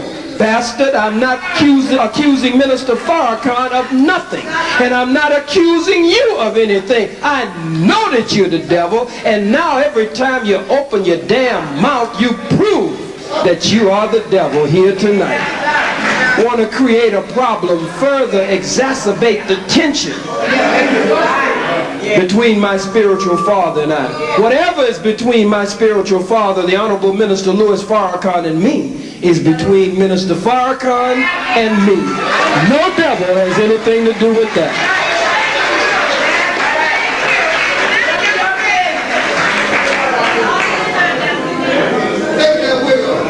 Thank you. Go ahead. Assalamu alaikum. First of all, I wanted to say that I was offended when you gave credit. You know, you did this a few times tonight. That there are Speak up a little louder. We can't hear. There are certain artifacts that come from our history and culture that you give credit to belonging to the Illuminati and the Masons. You did that with the Luxor, and you did that with a few other things. So I want to point out I am offended because that's our history and culture. They took it from us. It started with us. The question I have though is I am not they. First of all, let's straighten that out. That's your opinion, okay? But anyway, my question is that, you know, the topic tonight is the white man the devil, and it seems to me that everything that you've said so far confirms that. And so I was wondering, where is your proof that the white man is not the devil? It is not only absurd, it's absolute insanity. Oh yeah. To even make the suggestion that any man or any woman is the devil because of, or they are evil because of their color. That is not only absurd, it is insane. My question was, Okay, only one question, ma'am. it's the same question. He didn't answer it. Okay, Where maybe- is your proof that the white man is not the devil? The proof. Because, see, unless you can back it up, it's just rhetoric. And so I wanted to know, could you... I've heard a great deal of rhetoric tonight. Very little proof of anything. But the rhetoric has not been coming from me, but from Khalid Muhammad. Next question. I didn't answer the question. My name is Gary Williams. I'm the producer and host of the TV program Contemporary Christian Theology. My question is directed at Dr. Khalid Muhammad. It's because of your theological training. Jesus spoke about the devil, seeing the devil fall to the earth. Now, is this? Do you think this might be seen as an allegory, metaphor, and how does that apply to our topic today? Is the white man a devil? The scripture, very good question, my brother. The scripture says, O Lucifer, son of the morning, how art thou fallen from heaven?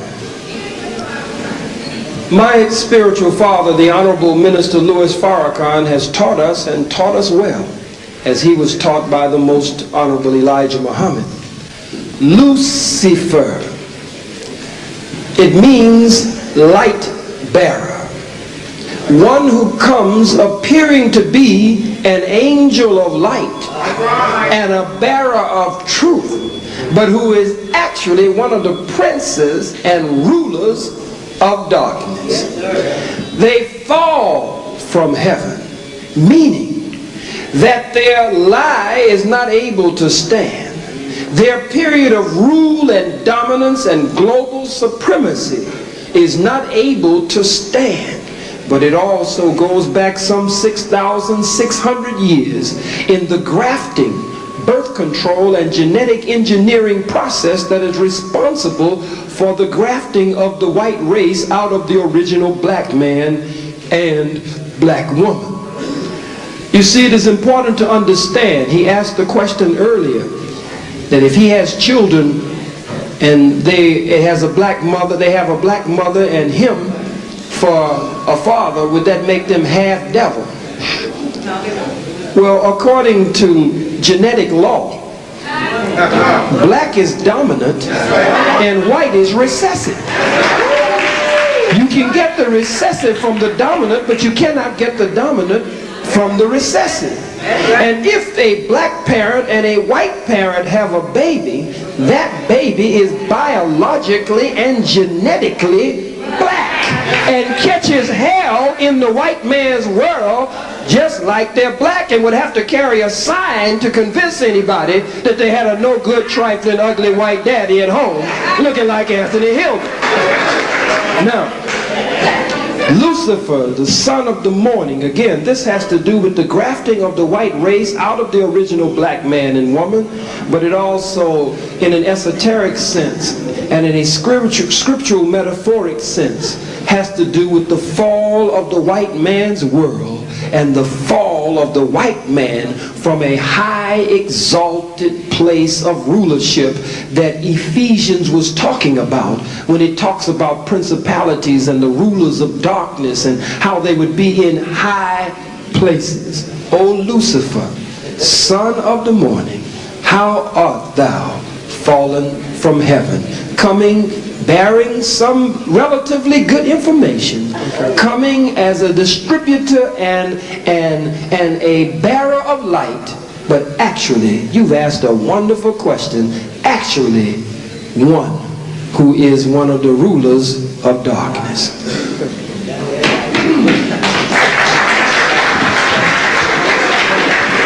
Mr. Hilder, you spent the majority of this evening telling us that we're living under the oppression of a government that wants us enslaved, that wants to kill us.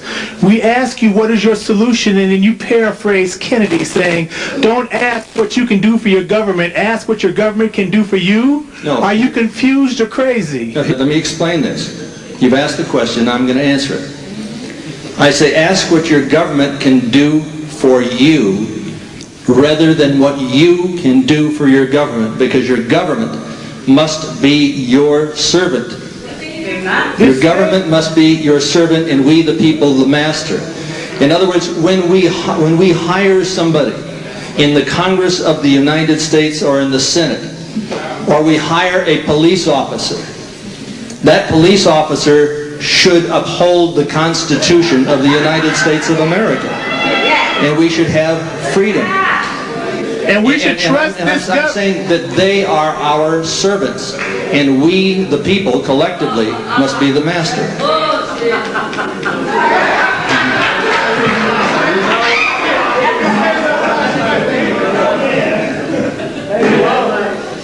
I don't know how that girl back there lives with this. Beautiful black woman. All these black men in here, one of these brothers might take her before the night is up. Watch out. That's okay, Khalid. You can come right on over here. Go ahead. Okay, this is for Anthony. The guys that you have named that does the research on genocide of disease, why are they still living? And Sears Miles, the guy that did 8 to 9 years investigation on AIDS, is dead. I praise him for the work that he has done. Sears Miles is a racist. I think he was filled with a lot of hatred inside. But Sears Miles did an excellent piece of work. He was a friend of Jordan Maxwell. He was a friend of mine. I recommend his work. And insofar as Dr. Lynn Horowitz and Dr. Robert Strecker, when I did a show with Ted Strecker and Dr. Robert Strecker in Alaska on Eagle 97, 10 days later, Ted Strecker was murdered. So I'm saying that there has been attacks upon Dr. Robert Strecker, there has been attacks upon Lynn Horowitz, and as you know, I have been shot over not only this issue, but the collective issue of exposing the New World Order. And for Khalid, being a young, developing black revolutionist, when is it the right time to start the revolution? Because I'm tired of postponing it. It's important for me to answer that question. I mean, that's a key question this evening, because the revolution cannot be postponed. What Anthony Hilder calls an embarrassment to the Nation of Islam is the fiery, uncompromising, unyielding, unbending revolutionary spirit. And in answer to my sister's question, I believe that in the spirit of Sekou Odinga, in the spirit of Assata Shakur, in the spirit of young Jonathan Jackson, who when he realized they were not going to free his brother George Jackson, and Ruchell McGee, that they